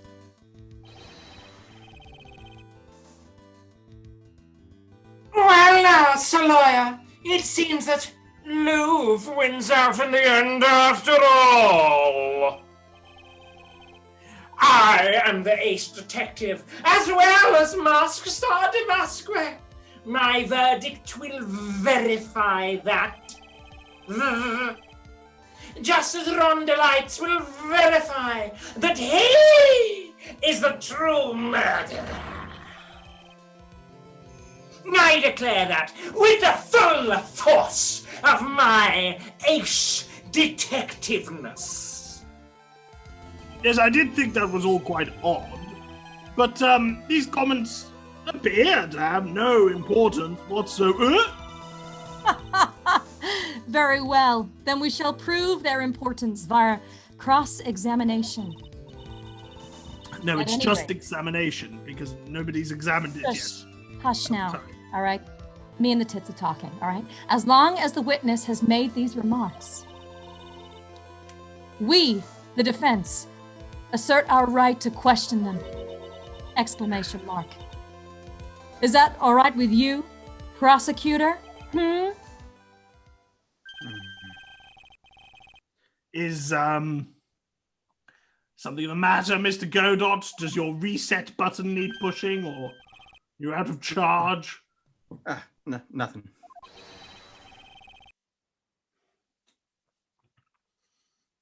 So, it looks like you're a step too late. If you think such falsehoods will do anything to me, look at me! Let's hear it.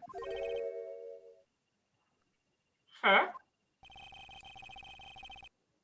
It's true that the witness made some remarks. So then, let's hear this last bit of cross-examination. Mr. Godot, what are you? Gavel! Very well then. Luke 8 I'll allow the defense to examine your earlier remarks. The defense would like to hear why you declare the defendant to be the true murderer. So please give us one last bit of testimony before we all... How are we going to know it's the last bit of testimony? Because they're the only remarks he's made. He's not going to make any remarks again.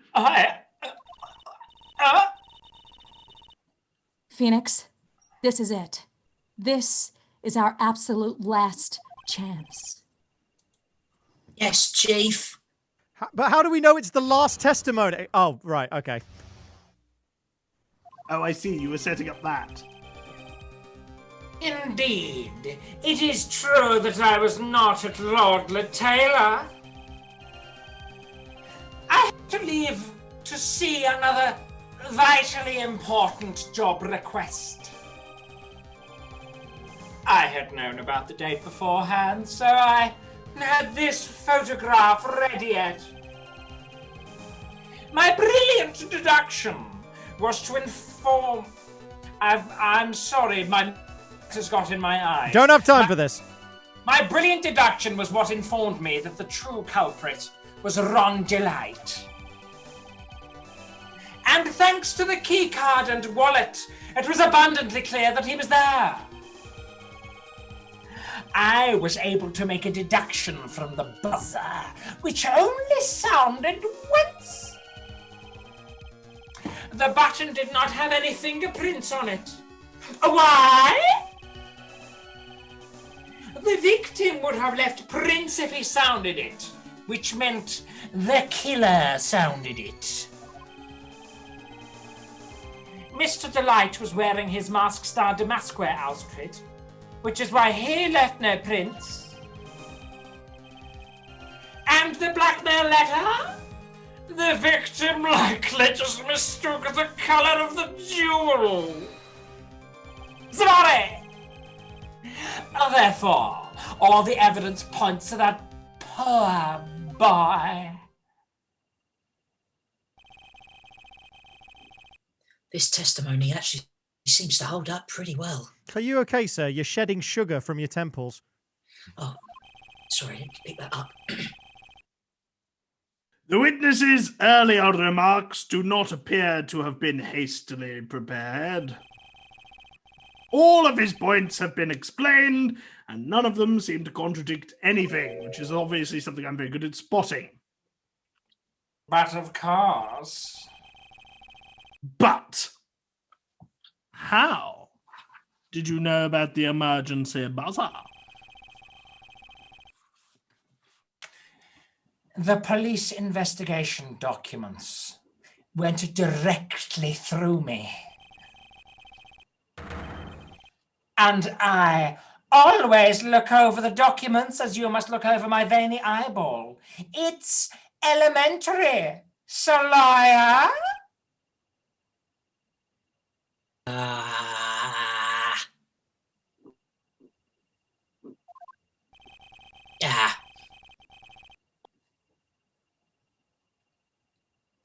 Don't forget to unmute, Gato. Are you going to make even more trouble for us now, Saloya? I will not allow any of your usual shenanigans, right? All right, yes, Your Honour. We cannot postpone Luke 8-Mice trial any longer. Yes, we actually have courtroom number 6 booked out for our squash game. Yeah, go away. This is your last chance. Not a sec. Just one chance. Just one chance. Just one chance. Just one chance? It seems the party's about to begin. End, I hope. Well, Phoenix, There isn't any evidence that contradicts with that testimony. so it would seem. What do you mean? So it would seem. I'm so glad you asked. Listen, Phoenix, pointing out contradictions doesn't always mean you have to present evidence, does it? At any rate, this is our last chance. I keep saying this, last chance. If you can't point out an orange case-breaking contradiction, then you should just quit. I mean, you lose. That's all there is to it.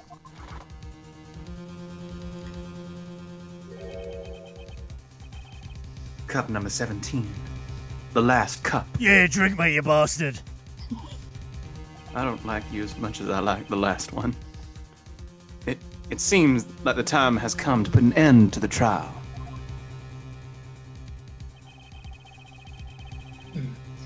I have to find a fatal orange contradiction in this testimony.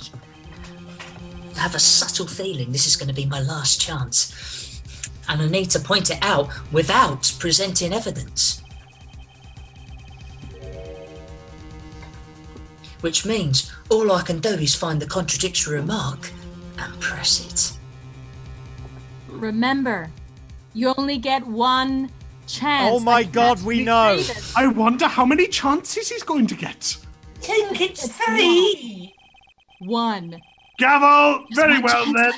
then. Mr. Wright, please begin your final cross-examination. But again, it's not cross, it's regular examination. Last chance. Indeed, it is true that I was not a lottery teller. I had to leave to see about another vitally important job because I'd known about the damn one, so I'm not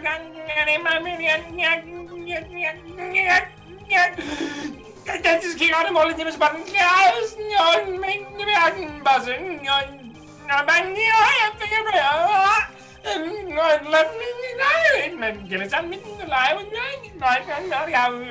Hold it! Crap, that was bulletproof. But I'll try it. Mr. Atney, about this last remark.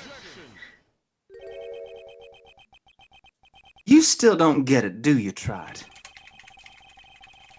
This isn't the time to be pressing the witness on every little statement. I'm afraid you're the one who doesn't get it, Mr. Goddo. What? Oh my God, he got you solid. What a prick. Fuck off, 17. Mr. Atney, it seems you have finally admitted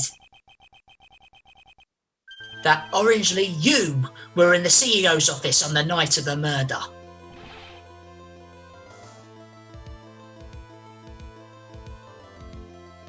Oh my god, he's muted himself. He was so stunned. I was so intense, my voice just stopped working. How can you say that? Well, I kind of put my lips like this and kind of go, but let's review your testimony, shall we, Mr. Atme? Let's have a little look. Right, what we got here? The button did not have any fingerprints. The button did not have any fingerprints on it! Why? I need to work on it, Gary. That was I need terrifying, to work on it. Phoenix. It Absolutely. really was shit, wasn't it? Hang on, let's have a look here. Even in the context of try the court, again. I'm actually hurt. Right, Mr. Delight I'm was wearing offended his for him. Master de Mask outfit. Is that correct? That was slightly better, but still not great. Remember it. Indeed. That's what I said. My deductions are absolutely foolproof, though apparently their impression of me is not. More like your deductions prove that you're a fool. Get had, fucked. had to check that. I said deductions, right? I'm sorry. Whatever do you mean? Good question. Some reason I'm starting to get real thirsty. Because you can't handle your Java, you bell hat. You're supposed to be gone by now, 17. Orangely, when exactly did we learn the fact that Ron Delight was dressed as Master de Mask when he went to the scene of the crime starred the crime? That was, remind me. It was just a few hours ago. Oh, I'll be back. You're gonna have a very unfortunate shit later.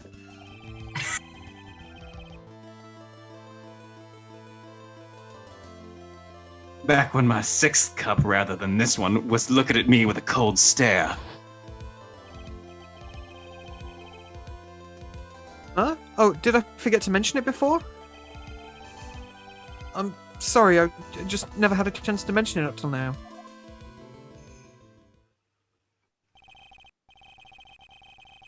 That's right. The defendant had yet to tell anyone else this fact before this morning. Therefore, the only orange people who should know are those orangely who have been watching this trial. Which must be no one by this point. Actually holding steady at 7 viewers.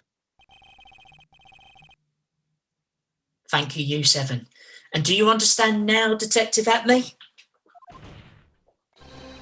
Massive slam. There is no way that you should have known about that. Oh my god, he's got him again! Guys, you shouldn't have known. Oh my goodness, he's just sweating. This is last chance. You were in the next courtroom being tried as Master de Mask. So then, enlighten us, mate. Just how did you know about that piece of information? Fucking can with a bit of string in the middle. Come on. This detective must have known about it. You ain't got a leg to stand on, you shitbird. He probably had plenty of chances to find out beforehand. Oh, I'm gonna do a number on your guts, mate.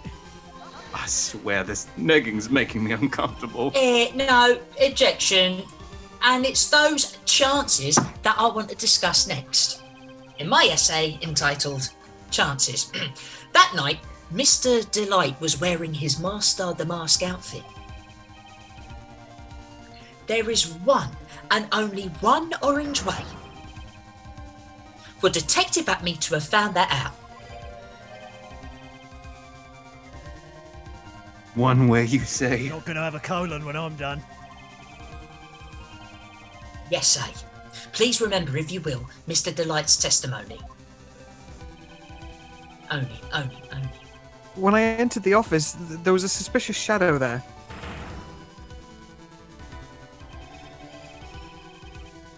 For a second, my client witnessed the real orange killer. Mr. Delight never saw him. Yeah, too scared to slam your cup down on the table, aren't you? There's no way to tell whether or not the real killer was Luke Atme. Oh, I'm gonna be a real killer in a second. Do you feel that rumble? That's me, mate. Objection. No. It's with that statement that I'll turn this orange case on its head. Just what are you implying? It's a metaphor, mate. It's what you've been saying this whole bloody trial. Look, Mr. Delight saw the real killer, correct? Now, if you turn that statement around, just going to turn it round, it stands to follow that the real orange killer had also orangely seen Ron Delight. Impossible. More like improbable. You're a muppet, mate.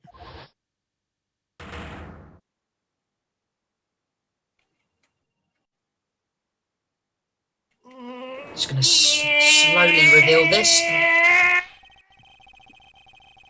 Detective Atney, you saw Master the Mask at the murder orange scene that night. You saw him when he killed Cain Bullard and assaulted Ron Delight.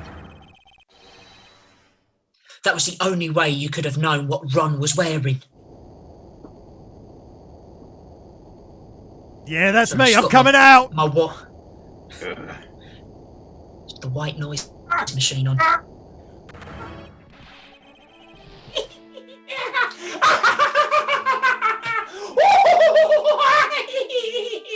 Take a good look, everyone! Unable to find a rival worthy of my genius, I was forced to create one by myself. Here I am, the tragic clown. That's the same line you gave yesterday. There's no such thing as a tragic clown. There's this great one in town called Pagliacci.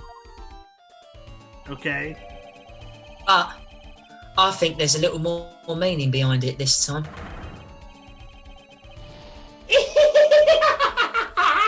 Well, creepy that is. And look how happy he is. What an awfully complicated incident. Cain Bullard was blackmailing Luke Aitby, who was in turn blackmailing Ron Delatey. And upon his killing the blackmailer, Luke Aitby tried to frame Ron Delatey. He then claimed to be guilty as Masque Star de Masque in order to escape his true crime. And to that end, he came up with this plan. To use the double orange jeopardy rule when making his alibi. Goodness me. At any rate, it would seem we've finally found the truth. I came perilously close to besmirching the record of an innocent young man. Besmirching him with the title of murderer. Don't ignore me! Ugh, what now? Oh, I didn't realise you were there. Why wouldn't he be? About the verdict. No, it's my verdict. You never committed any murder. That's right. I'm so glad you understand that, but I really am Mask Star to Mask. Ah. So, thanks to that trial yesterday, I'm innocent now, right? It's double jeopardy. I see what we've done. Oops. What was it you said? Orange double jeopardy? Yeah, Yes. Goddo, you messed this up. He's going to walk for both of them. You've absolutely fucked me on this one, haven't you? Yeah, now that you mention it, I have, friend. Sorry.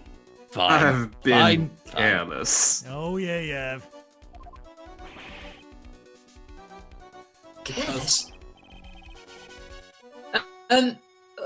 What do you think, Mia?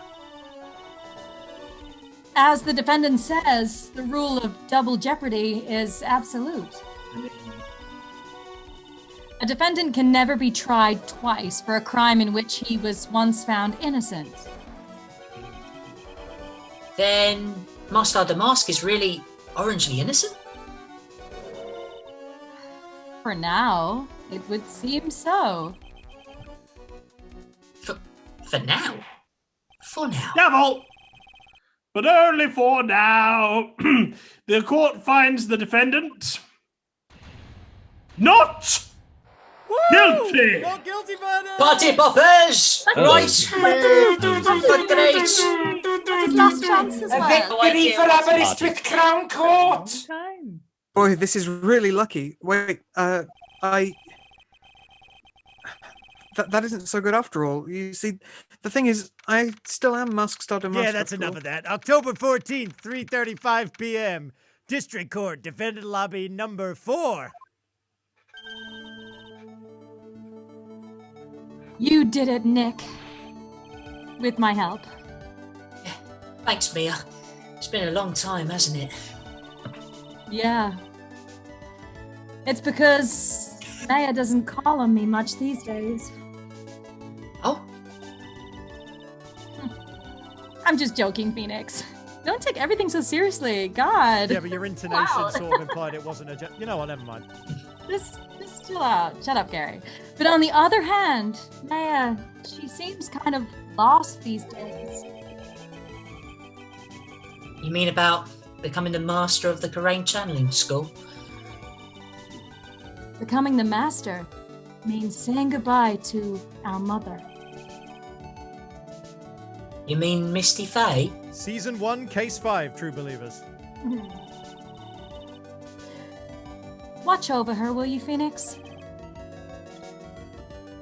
Of course. Well then. See you around. See you, mate! Bye. Bye! Bye, bye, bye, bye. Mia. Mr. Wright. I don't know what to say. Congratulations, Mr. Delight. Thank you so much. Wait. Nothing really matters anymore, though, now that all of this happened. Oh, come on! Just be happy already! Maya! Yeah, I've been here the whole time. You've been cleared of the murder charges and got off as Mask Starter Mask to boot. But in exchange, I lost everything. Huh? What do you mean? Stealing security information from KB Security, becoming Mask Starter Mask. I did it all for one reason. For her. You better keep her name out of your mouth. It's my You mean wife, your Gary. wife? Desiree. She He's hates got a point, criminals Gary. more than anything. Come to think of it, she was once held hostage by some robbers, wasn't she? Oh yeah, remember that? She always said how she hated sneaky criminals. How does she feel about spiritual mediums? I can ask. Once I got fired from KB Security and lost all the money I had, she wouldn't have any reason to stay with me. I thought she would leave me for sure. So, that's why you became Master de Mask? Yeah, but it's all over now. A broken bowl can never be put back together. Bit of super glue. That's not true, right, Nick? Right. Really? Can we go back to the way things were? You'll be fine, and Nick can prove it. Really putting him on the spot here, Maya. Shut up, if it doesn't work, I'm in. Oh, I kind of wish you would check with me first. Mr. Delight, even if a bowl is greeny broken, there is always a way to put it back together. Take that! The sacred urn? Desi was the one who found this. Desiree, your wife, if you didn't know. She's always believed in you, Ron. For some reason. Calm down, you two. That's why you'll be fine. You don't have to worry about anything. Apart from these two right here. Ah, there you are. Miss Delight. You did it, Ronnie. You're innocent. Mwah, I'm so happy. Mwah. Thank you. I appreciate that, but I suppose you don't want anything more to do with me, do you? Ronnie, why didn't you talk to me about what was going on? Hi, Maya. Hi. I had no idea you'd quit KB Security. I never imagined that you're really mask star to mask either. I mean, come on. Miss Delight, what are you gonna do now that you know? Not really gonna leave him, are you?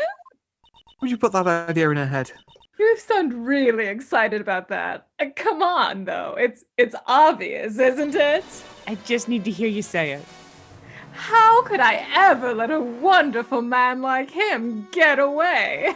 Damn it. After all, my bike's really fast. So fast that there's no way he could ever get away. But didn't you say that you hated criminals? Oh! I only hate people who act all cowardly and sneaky. Like that detective. I see. My Ronnie went and declared his crimes before he committed them, like a man. I just love a man who's so chivalrous and will declare his crimes. Chivalrous? I knew I was right about you, Maya, and Ronnie. Every day I spend with you is filled with thrills and excitement. Wait, I think I'm liking this. Desi? Desiree, you really do love Ron, don't you? Right, if you'll Among excuse me, others. I'm going to go walk into the fucking ocean. Oh, Gary, calm down. Oh, Nicky boy. Yes? Mwah. I'm really glad I asked you to defend my Ronnie. And Maya too. Mwah. Thank you so Cheers. much. Yeah, thank you. Thank you. Thank you so much. I'll never forget what you've done for us. Oh, well, take care of yourself now. I will. You too, Nicky boy. And Maya. Oh, God, I can feel my face going red. Mr. Nick! Mystic Maya! Congratulations!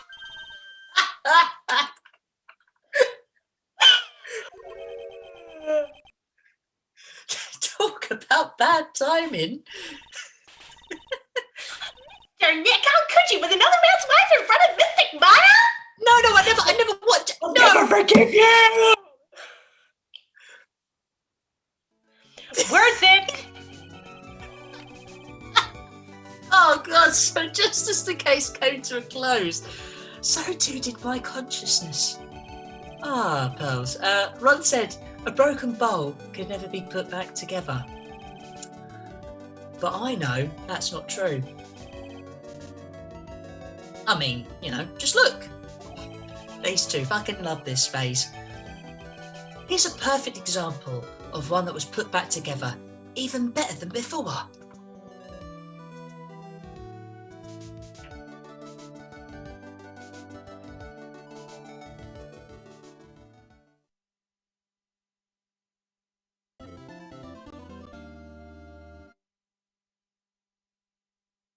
That is the end of this week's episode of La Theatre De Phénix.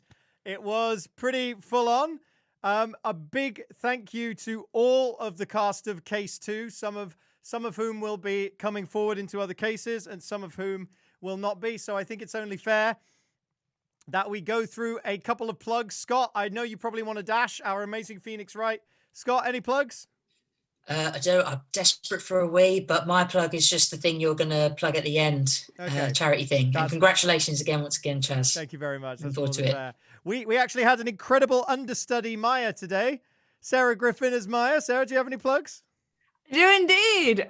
Look for me soon in Jury Games' The Inquest as the archivist. If you'd like any more information about it, as always, find me on Twitter at the Sarah Griffin. Excellent. Excellent. We had a return of the incredible Miles Hurley as Goddo. Wonderful stuff. Sorry I threw so much shit at you. Oh, it's okay. That's what's part of the job. Shitting is just part of the job of being Goddo. Do you have any plugs? Double up on the plugs for Life Day. It's going to be a wonderful, wonderful event, and I'm very excited to be a part of it. Awesome. Leo West, who is an incredible individual, plays the judge, couldn't be with us because he had to dash off to do stuff, but he is the host of a brilliant podcast called By the Way with Rob and Leo. You can find that where all good podcasts are found. This will be the last time in this season that we'll see Tom Crosby as Ron Delight. Very, very sad. Do you have any plugs? Yeah, I mean, obviously Life Day goes without saying because everyone should be there, but also my own Twitch channel. I solve Rubik's Cubes for hopefully going forward about 2 hours a day on there and chat, and it's better than it sounds. See you there. Oh, at Performing Nerd. There you go. Thank you. You can find him on all social media and Twitch at Performing Nerd. It is also tragically, I think, the cast's favorite character. It's the last time we're going to see Desiree Delight this season, played by the incredible, the unforgettable Cherie Monroy. Do you have any plugs? Yay. Honestly, just my Instagram, Shari Not Shari. I'm doing a lot of painting right now, so yeah, look at those. Amazing. Who else? Oh, also the last time we're going to see Luke Atme. And what a whirlwind of a performance given by Justin Wells. Absolutely incredible work. My abs hurt, as does my throat. In terms of plugs, I am delivering, aside from being careful of the charging ports on your phones, which ambiguously relate to plugs as well, because all of the charging ports on all of my electronics have recently broken. I am also plugging The Inquest by Jury Games, in which I shall shortly be playing the coroner Chris Green. You can find them at, I think it's jurygames.com. They've got Design My Night and all that kind of thing and whatnot, and I'm very bad at Twitter, so you're better off going with Griff's. But yes, I will plug that. Much love, everyone. Excellent. It is not the final time we will see Reese Lawton as other judge. He'll be turning up again in the season. Reese, do you have any plugs? Just doubling down on other people's, really. I've thankfully had the pleasure of seeing Tom Crosby live, and it was an absolute delight. So by all means, follow him. Also part of The Inquest as well, but also Life Day on the 15th. Just by all means, come down and watch it because it's going to be really brilliant.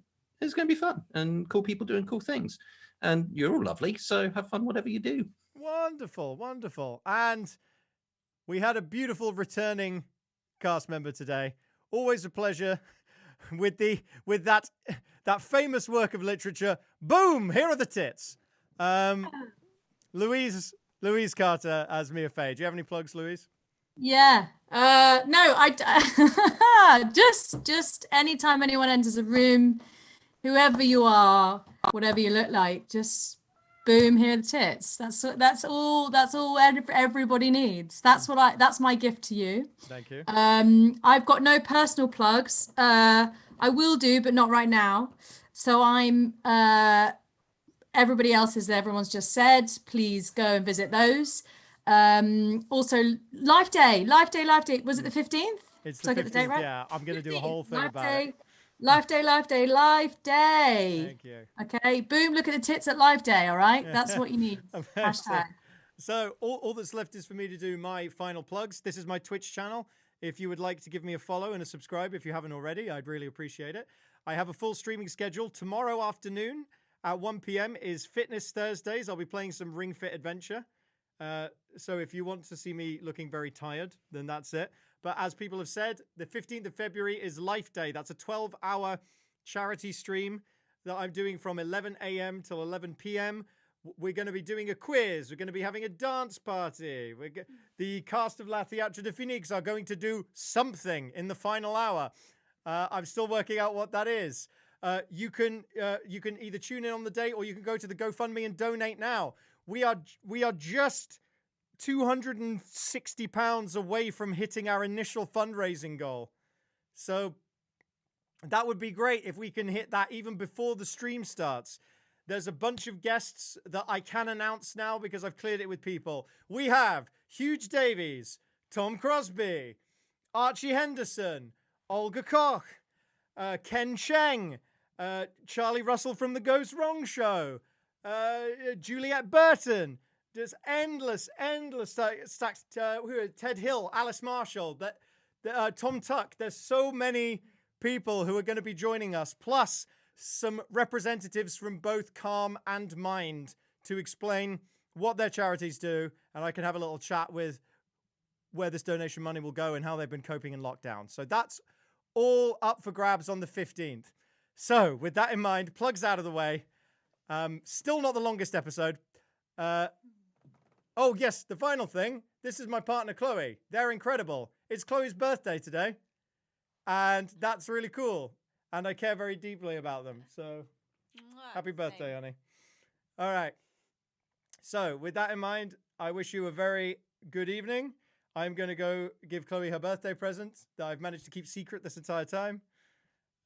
Thank you so much for the birthday wishes in chat. Thank you so much. And we wish you a very pleasant evening. We'll see you next week. Ta-ra for now.